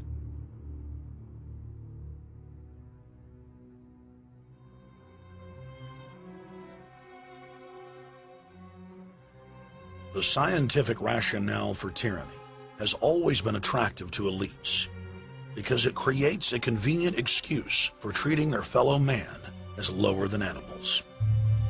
Robert Thomas Malthus, famous for saying that a mass food collapse would be helpful because it would wipe out the poor. His fictional scenario would later be called a Malthusian catastrophe. Malthus is important because his ideas led to the rise of a new scientific field that would dominate the course of human history for the next 200+ years. Charles Darwin, an admirer of the Malthusian catastrophe model, developed the theory of evolution, its chief tenet being the survival of the fittest. With the help of T.H. Huxley, known as Darwin's bulldog for his strong support of Darwin's theories were pushed into wide acceptance among key scientific circles throughout England and then the world. Darwin's cousin, Francis Galton, credited as the father of eugenics, saw an opportunity to advance mankind by taking the reins of Darwin's evolution theory and applied social principles to develop social Darwinism. The families, Darwin, Galton, Huxley, and Wedgwood, were so obsessed with their new social design theory that they pledged their families would only breed with each other. They falsely predicted that within only a few generations, they would produce supermen. The emerging pseudoscience was only codifying the practice of inbreeding, already popular within elites for millennia. The four families experiment was a disaster. Within only 2 generations of inbreeding, close to 90% of their offspring either died at birth or were seriously mentally or physically handicapped. The moneyed class of the planet, and particularly the royal families of the world, who were already obsessed with breeding and filled with a predatory disdain for the underclass, seized on the new science and began aggressively enforcing its aims worldwide.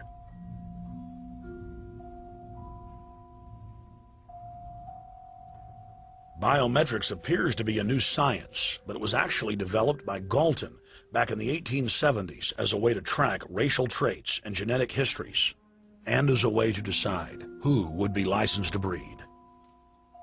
In 1904, the Cold Springs Harbor Research Facility was started in the United States by eugenicist Charles Davenport with the funding of prominent robber barons Carnegie, Rockefeller, and Harriman.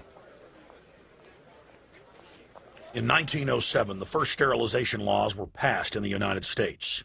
Citizens with mild deformities or low test scores on their report cards were arrested and forcibly sterilized. You're 17, aren't you, Alice? Yes, but what have you done with my folks? Well, we're trying to help them, Alice, and you too. They were taken to the hospital this afternoon. Hospital? Wasn't none of them sick this morning? We thought it necessary to present your family's case to the State Medical Commission. After an examination, they decided there was but one important action to take. To have your entire family sterilized. Why, what's that? I don't know what you're talking about. Now, in this state, we have a law which provides for such people to have an operation so there won't be any more children. I see. Now, we've placed your brothers in institutions where they'll be properly cared for. But you can go back to your job soon. I'll arrange to have it held open for you. But I'm keeping my job. I'm not going anywhere. Now, you're going to the hospital too, Alice. And you mean they're going to stop me from having children ever? Exactly. I'm all right, I tell you. I won't go to any hospital. We don't want any trouble with you, young woman. If you refuse to go, the officer here will take you by force. In 1910, the U.S. Eugenics Record Office was set up. By then, the British had created the first network of social workers, expressly to serve as spies and enforcers of the eugenics race cult that was rapidly taking control of Western society. The social workers would decide who would have their children taken away, who would be sterilized, and in some cases, who would be quietly murdered.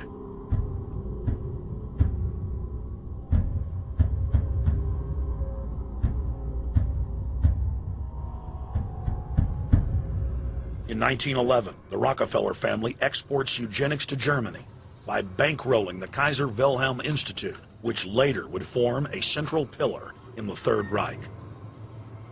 At the 1912 International Eugenics Conference in London, eugenics becomes an international craze and gains superstar status. The futurist and best-selling sci-fi author H.G. Wells had studied biology under top eugenicists and was spreading the new faith worldwide. In 1916, H.G. Wells' lover, Margaret Sanger, starts her promotion of eugenics in the United States. In 1923, Sanger receives massive funding from the Rockefeller family. Sanger wrote to fellow eugenicist Clarence J. Gamble that black leaders would need to be recruited to act as frontmen in sterilization programs directed against black communities. In 1924, Hitler pens Mein Kampf, or My Struggle, and credits U.S. eugenicists as his inspiration. Hitler even wrote a fan letter to American eugenicist and conservationist Madison Grant, calling his race-based book, The Passing of the Great Race, his Bible. Hitler developed the plan for mass extermination of the Jews and what he called other sub-races, as well as the handicapped, from Grant. By 1927, eugenics hit the mainstream. The so-called science was aggressively pushed through contests at schools, churches, and at state fairs. Churches competed in contests with big cash prizes to see who could best implement eugenics into their sermons. Major denominations then tell Americans that Jesus is for eugenics. That same year in the United States, more than 25 states passed forced sterilization laws, and the Supreme Court ruled in favor of brutal sterilization policies. When Hitler came to power in 1933, one of his first acts was to pass national eugenics laws, modeled after laws in the United States.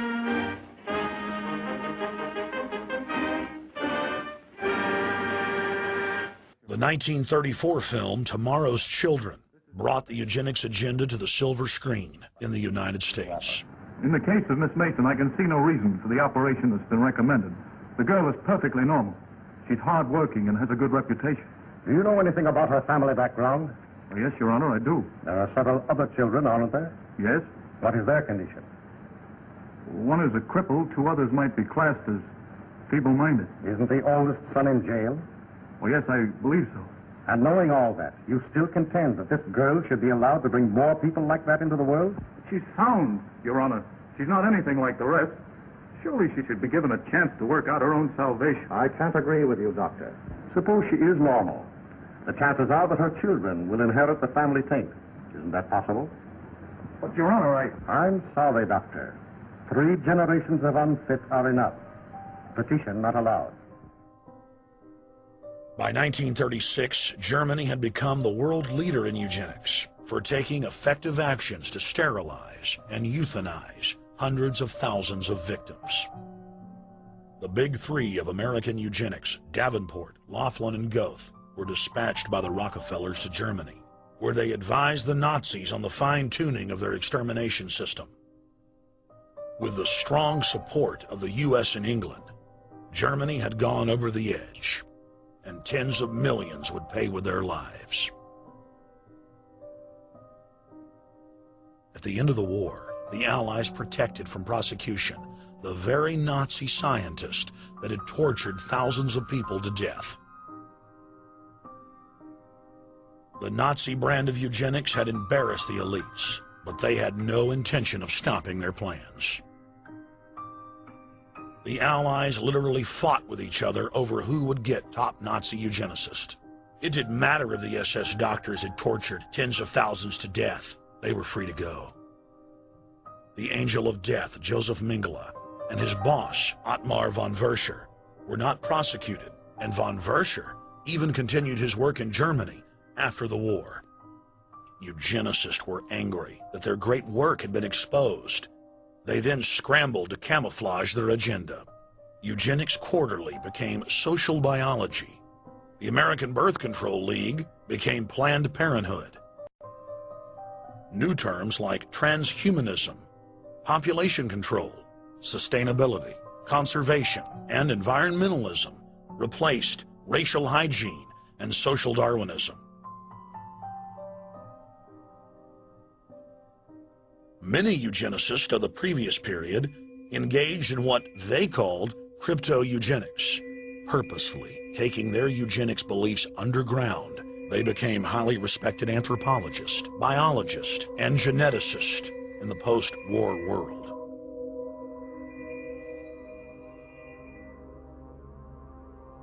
The Allies then smuggled thousands of Nazi scientists out of Germany and placed them in key scientific positions, ranging from bioweapons to rocketry throughout the military-industrial complex. The founder of IBM was a devout follower of Hitler. Thomas J. Watson had supplied his punch-card computers and IBM technicians to the Nazis for use in the death camps. Tattoos on camp victims were IBM human identification numbers, which fed into the computers. IBM had used similar punch card systems as early as 1928 in a Jamaican race mixing study. The first real computers were literally invented by a eugenicist for eugenics.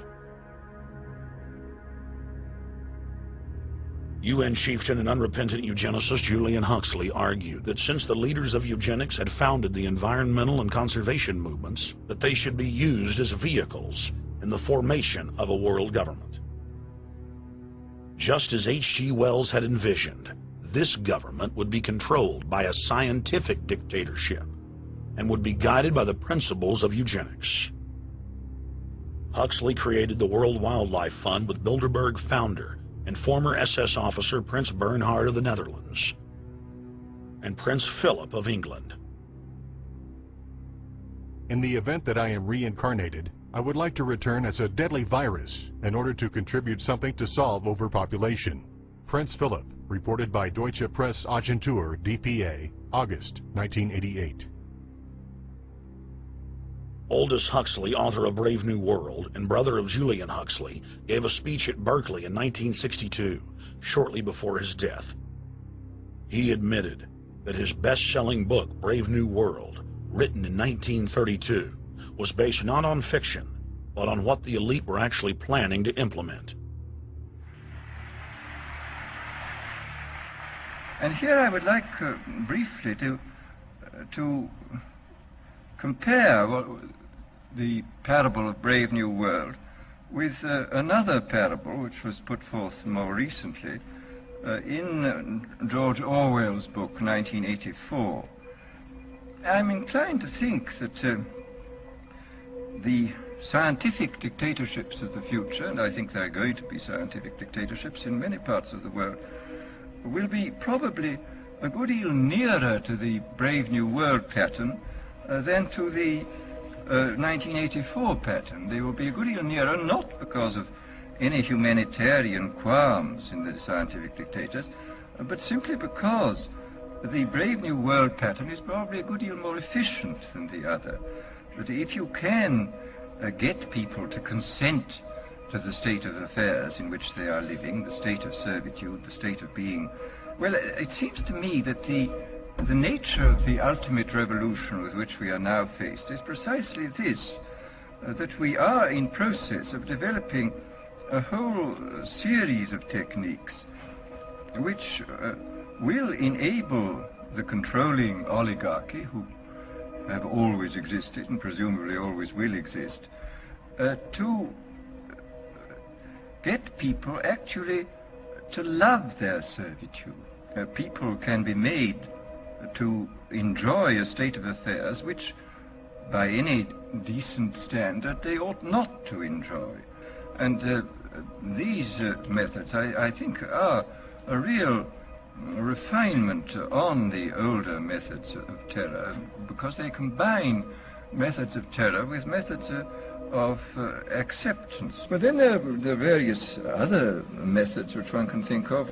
There is, for example, the pharmacological method. This was one of the things I talked about in Brave New World. And the result would be that, I mean, you can imagine a euphoric which would make people thoroughly happy even in the most abominable circumstances. I mean, these things are possible.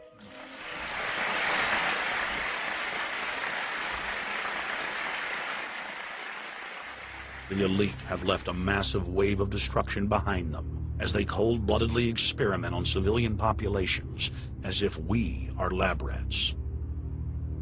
A string of congressional investigations has uncovered more than 20,000 secret tests that were carried out against the American people between 1910 and 2000. One well-known eugenics study, the Tuskegee Syphilis Project, killed hundreds of blacks and spanned 40 years until whistleblowers exposed it in 1972. From 1943 until present, the British have tested lethal nerve gas on their own personnel, on land, air, and sea. Many died instantly. Still others died grueling deaths over several years. The federal government commissioned secret radiation experiments on thousands of non-consenting patients. Hundreds of hospitals in the U.S. injected healthy men, women, and children with uranium and plutonium at dosage levels ranging from non-therapeutic to lethal, killing many of the test subjects. Pregnant wives of GIs were given vitamins by base doctors that actually consisted of highly radioactive uranium-239 and plutonium-241, resulting in violent miscarriages and the death of the mothers.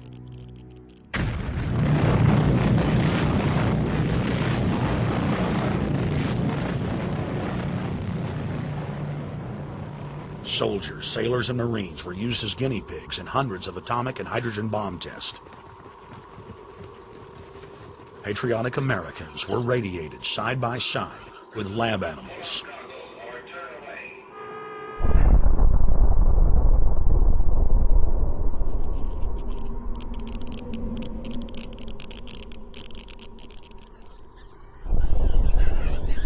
Pilots were forced to repeatedly fly through mushroom clouds of DNA-destroying radiation.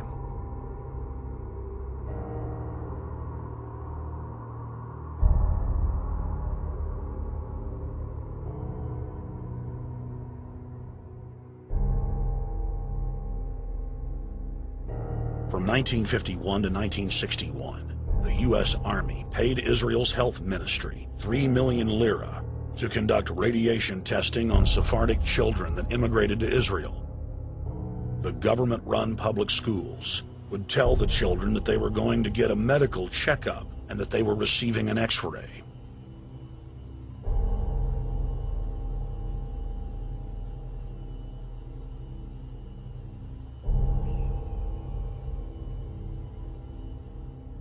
The Pentagon had already radiated more than 4,000 institutionalized children in the United States, many of which had died. More than 110,000 of the darker-skinned Jews were given 35,000 times the maximum dose of X-rays to the head repeatedly. Many of the children died within months. All of them lost their hair. Some still live today and endure excruciating health problems. The covert testing of chemical, biological, and radiological agents on unsuspecting populations continues worldwide today. From 1940 to 1979, the vast majority of the British population was sprayed by aircraft more than 2,000 times with deadly chemicals and microorganisms without ever being told. In 1968, the Pentagon tested a deadly bioweapon on New York subways and placed personnel in local hospitals to monitor the effects. Aggressive sterilization of men and women continued in many states until the mid-1980s. The United States and England are currently testing pesticides and highly toxic experimental drugs on tens of thousands of healthy foster children, many of which die as a result of the experiments. Prisons across the nation have forced inmates to participate in grisly experiments, ranging from pesticide studies to having tablets of dioxin sewed into their backs.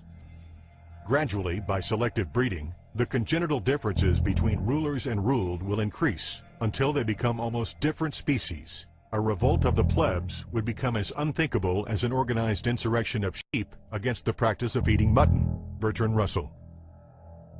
H.G. Wells, Aldous Huxley, Bertrand Russell, and hundreds of other eugenicists constantly bragged about how the establishment believed themselves to be a separate, more advanced species than the common man.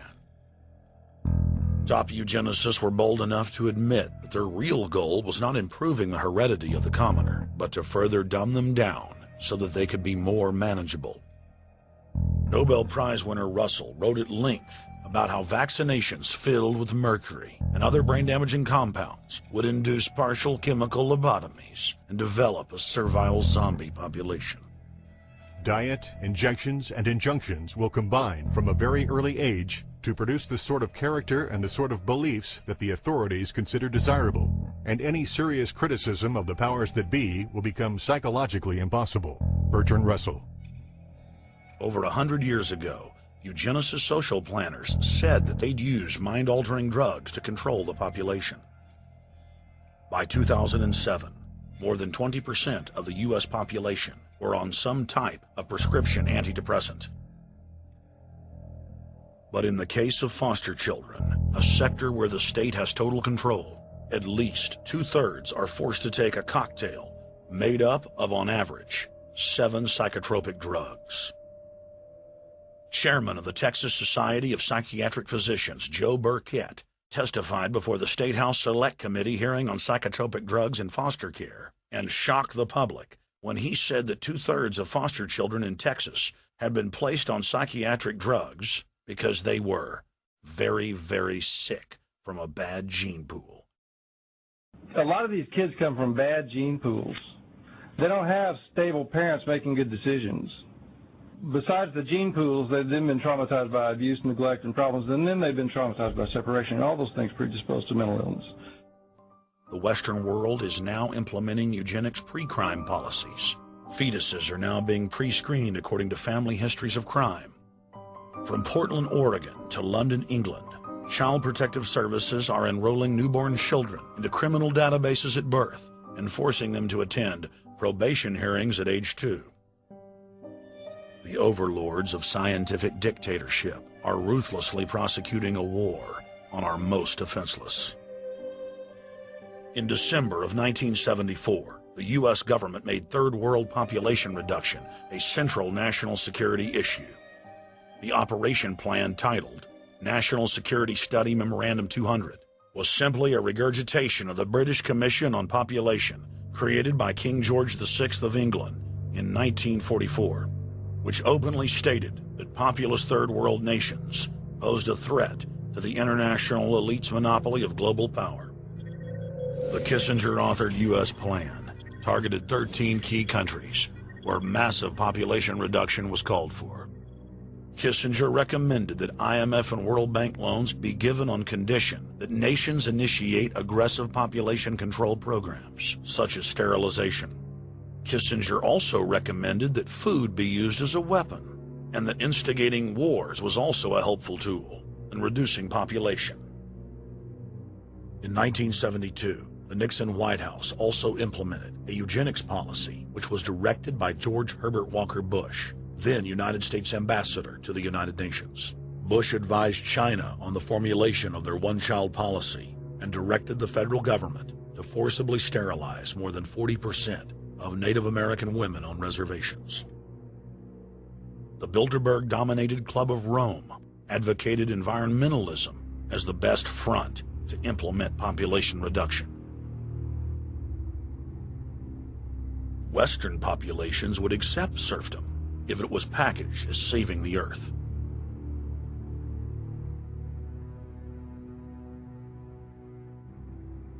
Industrialization of Africa, Asia, and Latin America could be blocked. Citizens would more willingly give up their national sovereignty if it were sold as a way to help the planet.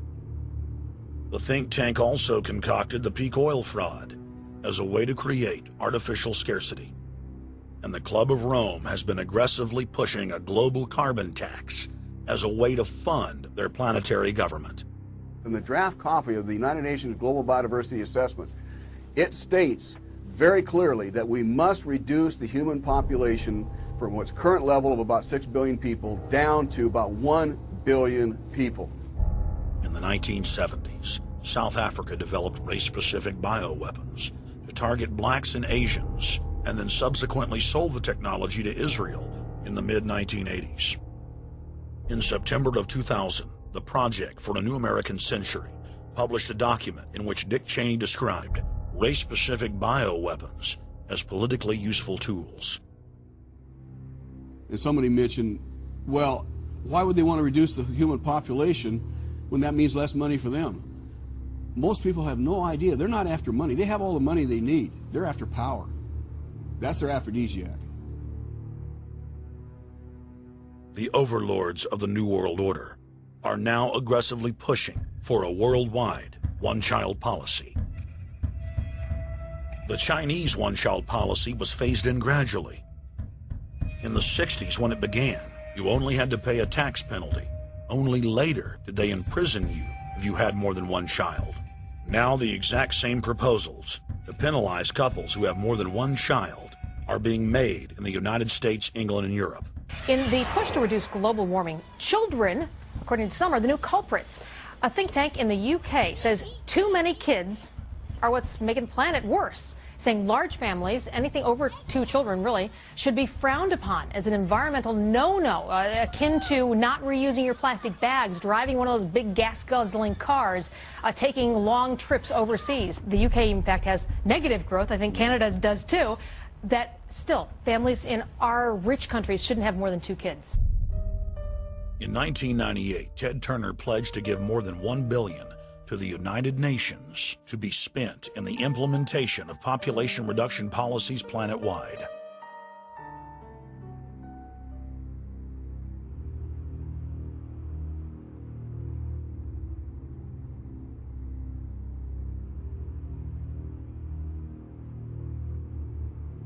In 1999, the Bill and Melinda Gates Foundation gave $2.2 billion to Planned Parenthood, the United Nations Population Fund, and other population reduction groups. By 2007, the Gates had given more than $30 billion, almost exclusively to population control groups. The controlled corporate press cynically reported that the Gates were giving the money to help third world children. Bill and Melinda Gates were dethroned as the world's most generous philanthropists when their friend and fellow population reduction enthusiast, Warren Buffett, gave $37 billion to fund an army of population control groups. And I actually think the world will be much better when there's only 10 or 20% of us left. Dr. Eric Pianka. Prominent University of Texas biologist Dr. Eric Pianka, while receiving an award from the Texas Academy of Science, said that the worldwide AIDS pandemic was, quote, no good, it's too slow, and went on to laud the virtues of Ebola because it would kill 90% of the world population quickly.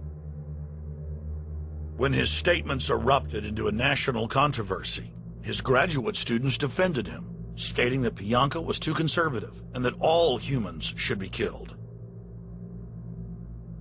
But most frightening was the fact that in a crowd of over 1,000 prominent scientists, local newspapers reported that 95% of those in attendance gave Pianka sustained standing ovations every time he extolled the virtues of mass-culling microbes and man's destruction.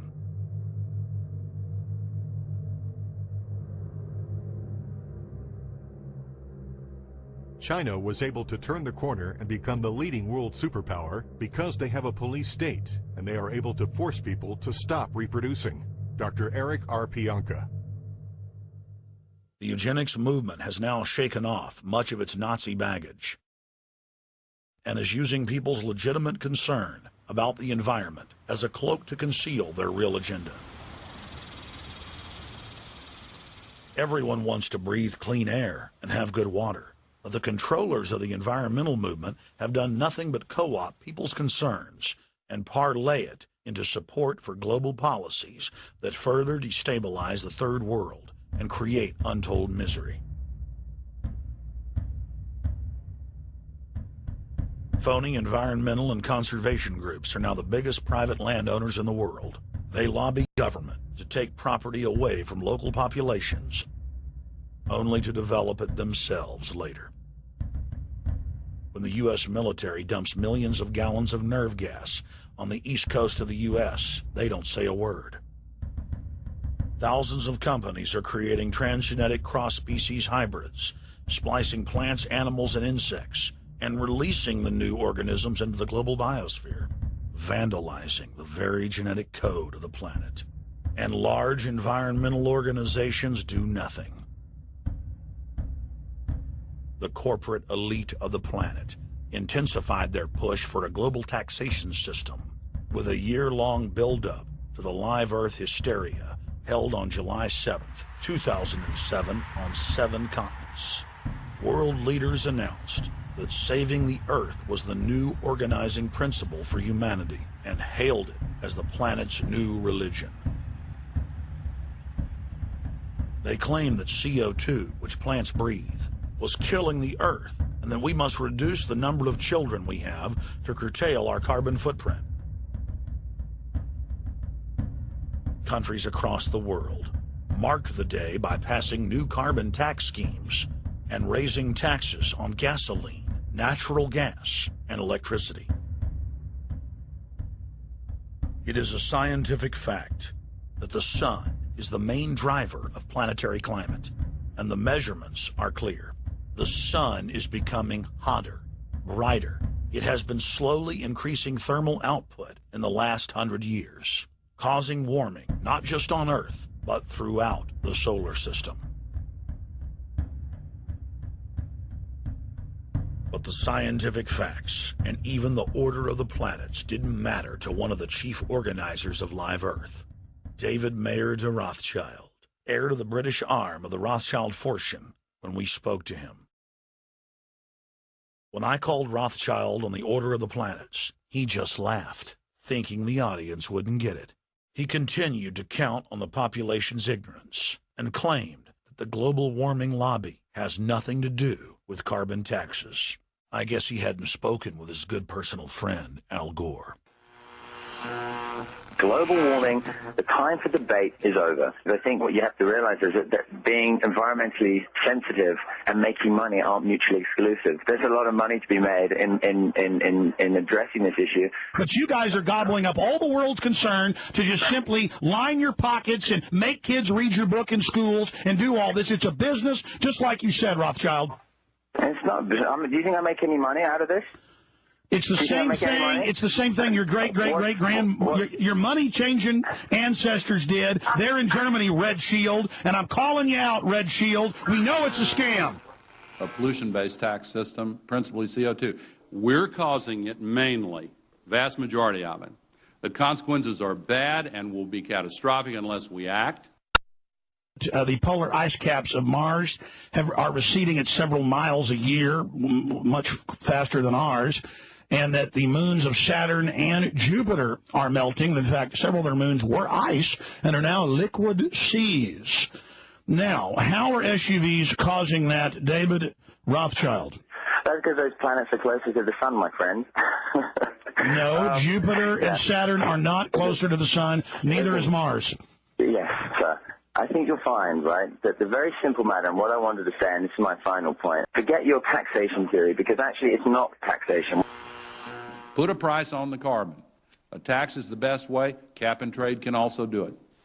If there were a carbon-based tax, would there be a need for an economy-wide cap and trade system? They are not either or. We can do both. I am in favor of both.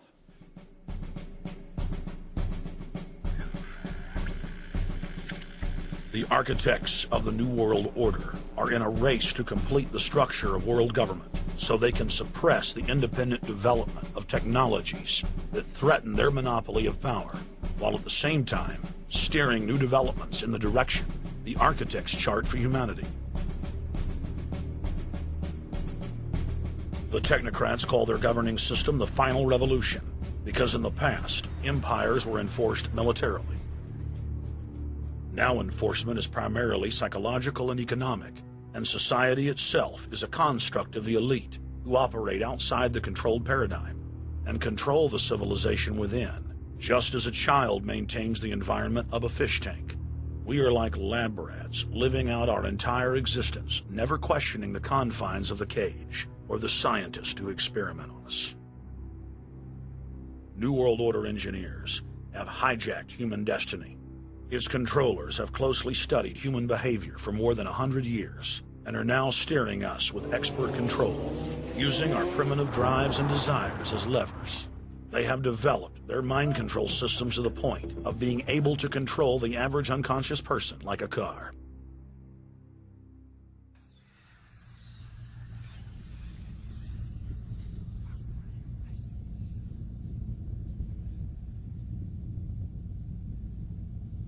Eugenics dominated the 20th century. Its ruthless spirit has now metastasized into the fields of genetics, nanotech, and robotics.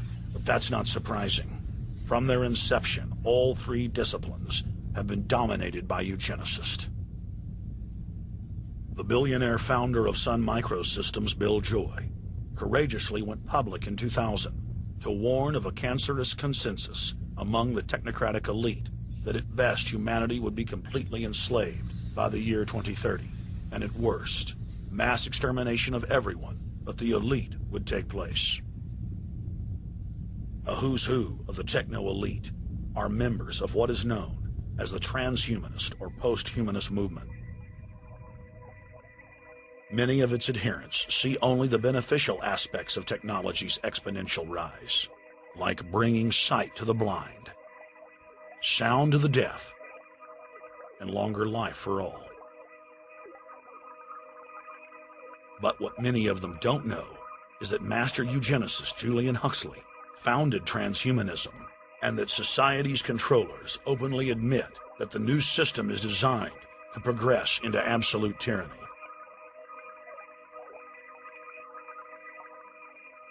Leading transhumanist Ray Kurzweil boasts that technological advancements will allow those that can afford it to live forever, but admits that most won't be able to keep up with the new master race. The drive for world government is now all about who will control and have access to radical life extension systems. Biological evolution is too slow for the human species. Over the next few decades, it's going to be left in the dust. Transhumanists believe that they will attain the fountain of youth by merging with technology. Now, it may be within their reach. Decades ago, transhumanists said that if you did not accept augmentation or enhancements, you would no longer be able to get jobs. And now it's happening today. The elite who occupy the commanding heights of digital reality are suicidal nihilists. Suicidal nihilists know that there is no longer any substantive purpose to their willing, but they would always prefer to go on willing than not to act at all. They can very happily ally themselves with the notion of nuclear holocaust or perfect exterminism. Technology has become so powerful in its capacity for destruction that free humanity cannot afford to let psychopathic technocrats with delusions of grandeur repeat the mistakes of their forebears, because it is highly probable that this time they may destroy everything, including themselves in their mad rush for godhood.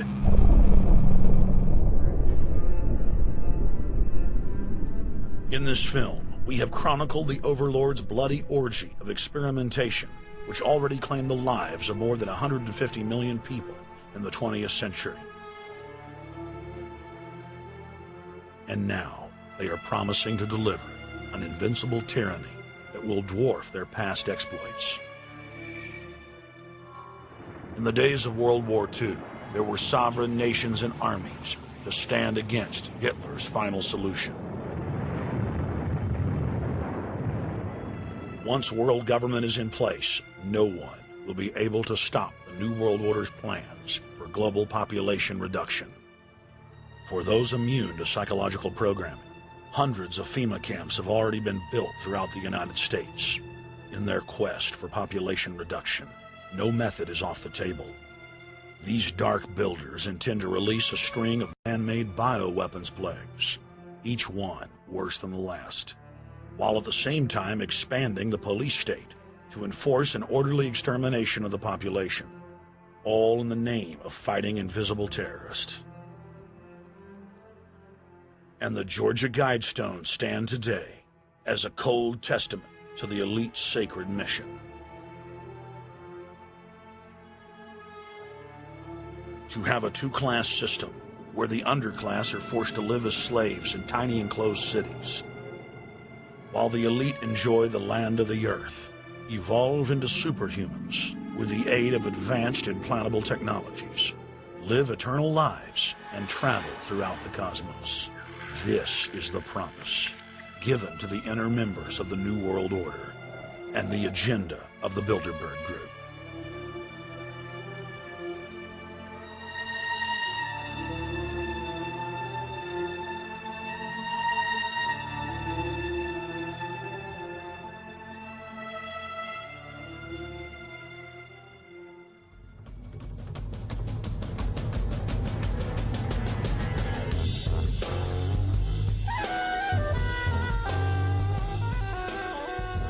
In 2007, Jim Tucker continued his 30-year quest to expose the globalist by traveling to Istanbul, Turkey, the site of Bilderberg, 2007.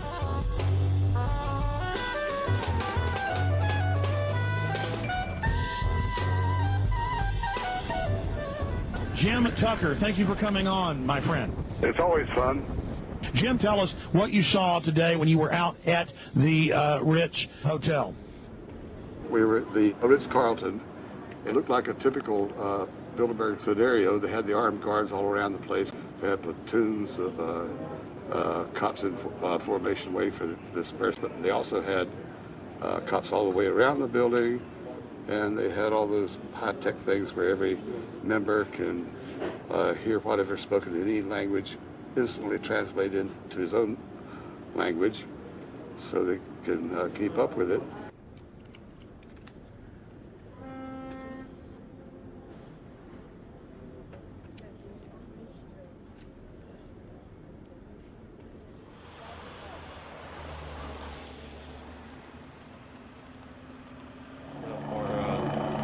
Like that, I'm doing the same thing for American Free Press.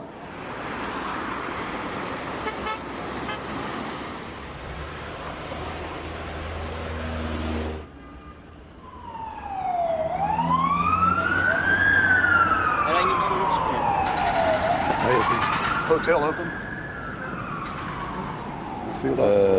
Şimdi İngilizce bilen var mı? Ben bilmediğim için. Let's just ask him directly.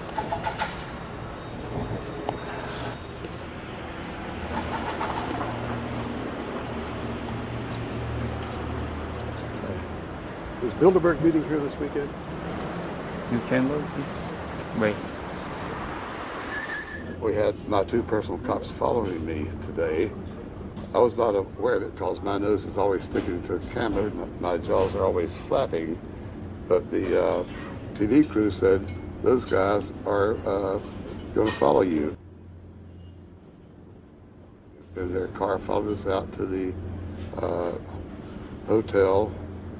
Then they identified the two cops in plain clothes, not business suits, but sport shirts and so forth. Yeah. That's the car that's been on our ass? Yeah. You want to photograph him? Yeah. You are, aren't you? Well, they're very likely Bilderberg boys.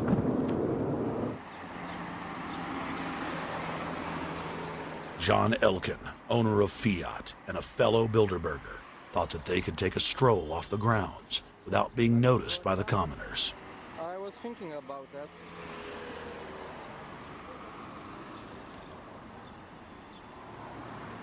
This Bilderberg attendee sneered at our camera.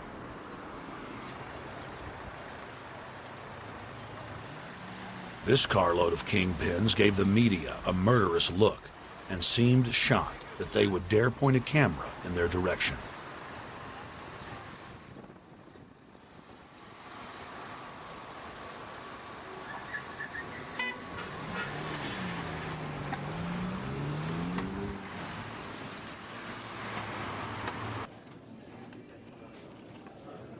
In 2007, the Bilderberg Group received the heaviest global coverage in its history.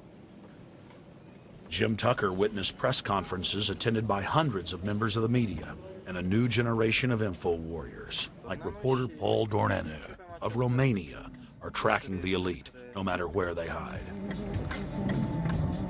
Expunem acest grup Bilderberg. Now, Jim, my governor, Rick Perry, it's in the front of the Dallas Morning News. The headline reads, Texas Governor Rick Perry to attend Bilderberg. What does it mean to have the governor of Texas in the Dallas Morning News just admitting he's going to Bilderberg Group? It means he's a potential president, even as the obscure governor of Arkansas, Bill Clinton, lost his virginity at the Bilderberg meeting in Baden-Baden, Germany in 1991. And he's elected president the following year. Now, if he goes nowhere in a run for the White House in the years ahead, they'll drop him like an old shoe. They do that often. But officially, Bilderberg considers Governor Rick Perry a potential president of the United States. Yes, it's a violation of the Logan Act, for which Bill Clinton's White House was fined $300,000, which means the taxpayers paid it. When Perry returned to Texas from Istanbul, we were determined to hold him accountable for his treasonous actions.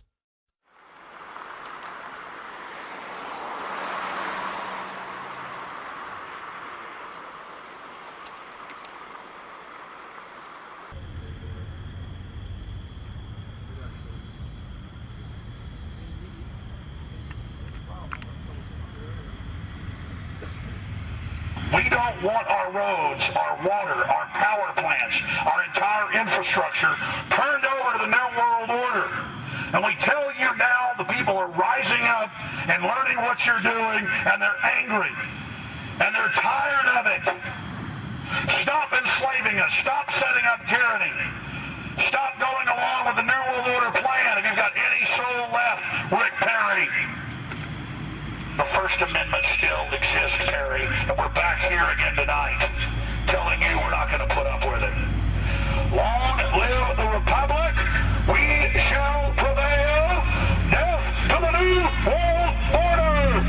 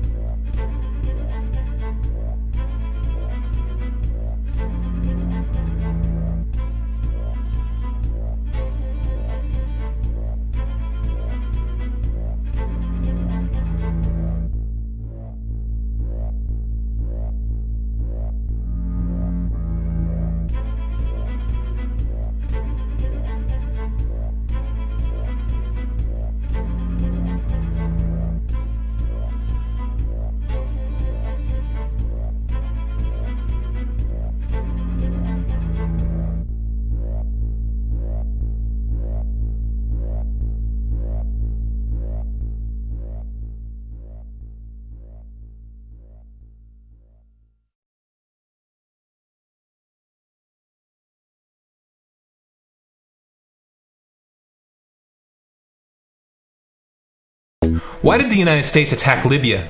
Iraq, Afghanistan, and Yemen? Why are U.S. operatives helping to destabilize Syria? And why is the United States government so intent on taking down Iran, in spite of the fact that Iran has not attacked any country since 1798?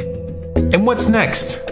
What are we headed for? When you look at the current trajectory that we're on, it doesn't make any sense at all if you evaluate it based on what we're taught in school. And it doesn't make any sense if you base your worldview on the propaganda that the mainstream media tries to pass off as news. But it makes perfect sense once you know the real motives of the powers that be. In order to understand those motives, we first have to take a look at history. In 1945, the Bretton Woods Agreement established the dollar as the world reserve currency, which meant that international commodities were priced in dollars. The agreement, which gave the United States a distinct financial advantage, was made under the condition that those dollars would remain redeemable for gold at a consistent rate of $35 per ounce. The United States promised not to print very much money, but this was on the honor system, because the Federal Reserve refused to allow any audits or supervision of its printing presses. In the years leading up to 1970, expenditures in the Vietnam War made it clear to many countries that the U.S. was printing far more money than it had in gold. And in response, they began to ask for their gold back. This, of course, set off a rapid decline in the value of the dollar. The situation climaxed in 1971 when France attempted to withdraw its gold and Nixon refused. On August 15th, he made the following announcement. I have directed the Secretary of the Treasury to take the action necessary to defend the dollar against the speculators. I have directed Secretary Connally to suspend temporarily the convertibility of the dollar into gold or other reserve assets, except in amounts and conditions determined to be in the interest of monetary stability and in the best interest of the United States. This was obviously not a temporary suspension, as he claimed, but rather a permanent default. And for the rest of the world who had entrusted the United States with their gold, it was outright theft. In 1973, President Nixon asked King Faisal of Saudi Arabia to accept only U.S. dollars as payment for oil and to invest any excess profits in U.S. Treasury bonds, notes, and bills. In return, Nixon offered military protection for Saudi oil fields. The same offer was extended to each of the world's key oil-producing countries, and by 1975, every member of OPEC had agreed to only sell their oil in U.S. dollars. The act of moving the dollar off of gold and tying it to foreign oil instantly forced every oil-importing country in the world to start maintaining a constant supply of Federal Reserve paper. And in order to get that paper, they would have to send real physical goods to America. This was the birth of the petrodollar. Paper went out, everything America needed came in, and the United States got very, very rich as a result. It was the largest financial con in recorded history.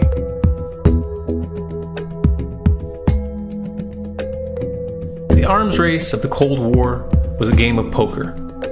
Military expenditures were the chips, and the U.S. had an endless supply of chips. With the petrodollar under its belt, it was able to raise the stakes higher and higher, outspending every other country on the planet, until eventually U.S. military expenditures surpassed that of all other nations in the world combined. The Soviet Union never had a chance. The collapse of the communist bloc in 1991 removed the last counterbalance to American military might. The United States was now an undisputed superpower with no rival.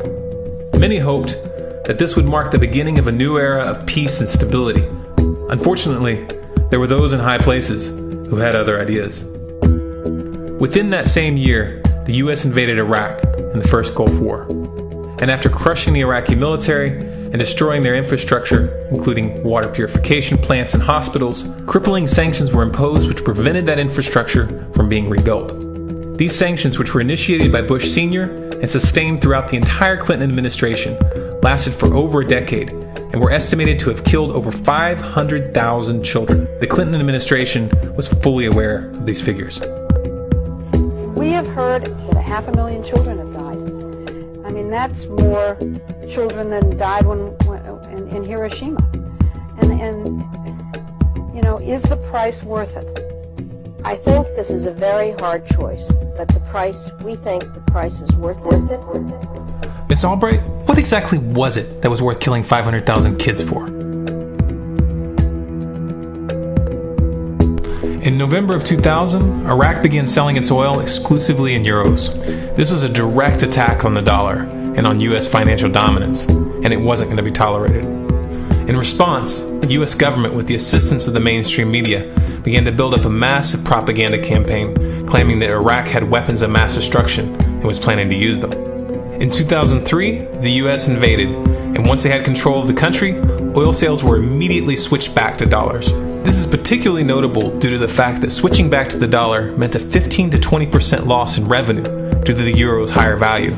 It doesn't make any sense at all unless you take the petrodollar into account. So I came back to see him a few weeks later, and by that time we were bombing in Afghanistan. I said, "Are we still going to war with Iraq?" And he said, "Oh, it's worse than that." He said, he reached over on his desk, he picked up a piece of paper, and he said, I just got this down from upstairs, meaning the Secretary of Defense's office today, and he said, this is a memo that describes how we're going to take out 7 countries in 5 years, starting with Iraq, and then Syria, Lebanon, Libya, Somalia, Sudan, and finishing off Iran. Let's take a look at the events of the past decade and see if you see a pattern. In Libya, Gaddafi was in the process of organizing a bloc of African countries to create a gold-based currency called the dinar, which they intended to use to replace the dollar in that region. US and NATO forces helped destabilize and topple the Libyan government in 2011, and after taking control of the region, US armed rebels executed Gaddafi in cold blood and immediately set up the Libyan Central Bank. Iran has been actively campaigning to pull oil sales off of the dollar for some time now, and it has recently secured agreements to begin trading its oil in exchange for gold. In response, the U.S. government, with mainstream media assistance, has been attempting to build international support for military strikes on the pretext of preventing Iran from building a nuclear weapon. In the meantime, they established sanctions which U.S. officials openly admit are aimed at causing a collapse of the Iranian economy. Syria is Iran's closest ally, and they are bound by mutual defense agreements. The country is currently in the process of being destabilized with covert assistance from NATO, and though Russia and China have warned the United States not to get involved, the White House has made statements within the past month indicating that they are considering military intervention. It should be clear that military intervention in Syria and Iran isn't being considered. It's a foregone conclusion, just as it was in Iraq and Libya. The U.S. is actively working to create the context which gives them the diplomatic cover to do what they already have planned.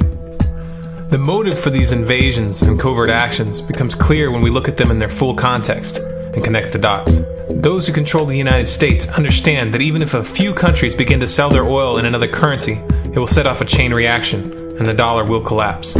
They understand that there is absolutely nothing else holding up the value of the dollar at this point, and so does the rest of the world. But rather than accepting the fact that the dollar is nearing the end of its lifespan, the powers that be have made a calculated gambit. They have decided to use the brute force of the U.S. military to crush each and every resistant state in the Middle East and Africa. That in itself would be bad enough, but what you need to understand is that this is not going to end with Iran.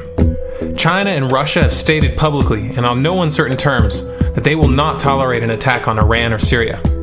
Iran is one of their key allies, one of the last independent oil producers in the region, and they understand that if Iran falls, then they will have no way to escape the dollar without going to war. And yet the United States is pushing forward in spite of the warnings. What we are witnessing here is a trajectory that leads straight to the unthinkable. It's a trajectory that was mapped out years ago in full awareness of the human consequences. But who was it that put us on this course? What kind of psychopath is willing to intentionally set off a global conflict that will lead to millions of deaths just to protect the value of a paper currency? It obviously isn't the president. The decision to invade Libya, Syria, and Iran was made long before Obama had risen to the national spotlight. And yet, he's carrying out his duty just like the puppets that preceded him. So who is it that pulls the strings? Often the best answer to questions like this are found by asking another question. Qui bono? Who benefits? Obviously, those who have the power to print the dollar out of thin air have the most to lose if the dollar were to fall. And since 1913, that power has been held by the Federal Reserve. The Federal Reserve is a private entity owned by a conglomerate of the most powerful banks in the world. And the men who control those banks are the ones who pull the strings. To them, this is just a game. Your life and the lives of those you love are just pawns on their chessboard. And like a spoiled 4-year-old who tips the board onto the floor when they start to lose, the powers that be are willing to start World War III to keep control of the global financial system. Remember that when these wars extend and accelerate. Remember that when your son or your neighbor's son comes back home in a flag-draped coffin. Remember that when they point the finger at the new boogeyman, because the madmen who are running this show will take this as far as you allow them to. So how much time do we have left? It's a question I hear constantly, but it's the wrong question. Asking how much time we have left is a passive posture. It's the attitude of a prisoner who's waiting to be taken out to a ditch and shot in the back of the head. What are our chances? Can we change course? Also the wrong question. The odds don't matter anymore. If you understand what we're facing, then you have a moral responsibility to do everything in your power to alter the course that we're on, regardless of the odds. It's only when you stop basing your involvement on the chances of success that success actually becomes possible. To strip the ill-begotten power from the financial elites and to bring these criminal cartels to justice will require nothing less than a revolution. The government is not going to save us. The government is completely infiltrated and corrupt to the core. Looking to them for a solution at this point is utterly naive. There are 3 stages of revolution, and they are sequential. Stage 1 is already underway. Stage 1 is the ideological resistance. In this stage, we have to actively work to wake up as many people as possible about what is happening and the direction we're headed. All revolutions originate from a shift in the mindset of the population, and no other meaningful resistance is possible without it. Success in this stage of the game can be measured by the contagion of ideas. When an idea reaches critical mass, it begins to spread on its own and seeps into all levels of society. In order to achieve that contagion, we need more people in this fight. We need more people speaking out, making videos, writing articles, getting this information onto the national and international stage. And we especially need to reach the police and the military. Stage 2 is civil disobedience, also known as nonviolent resistance. In this stage, you put your money where your mouth is, or more accurately, you withhold your money and your obedience from the government, and you do everything in your power to bring the gears of the state to a halt. Practiced in mass, this method alone is often enough to bring a regime to its knees. However, if you fail at this stage, Stage 3 is inevitable. Stage 3 is direct physical resistance. Direct physical resistance is the last resort, and it should be avoided and delayed as long as possible. And it should only be invoked after all other options have been thoroughly exhausted. There are those who talk tough and claim that they will resist when the time comes. But what those people fail to realize is that if you are inactive during the first 2 stages and save your efforts for the last resistance, then you will fail. When the Nazis were moving door to door, dragging people out of their homes in Germany, that was the time to fight back physically. But due to the lack of ideological resistance and civil disobedience leading up to that moment, even an armed uprising would have likely failed at that point. An armed uprising can only succeed if the people have established an attitude of active resistance. And active resistance is only possible after their minds have broken free from the mainstream propaganda. If you want to fight back, it's now or never. You're not going to get another chance, and the stakes are far higher than they were in Nazi Germany.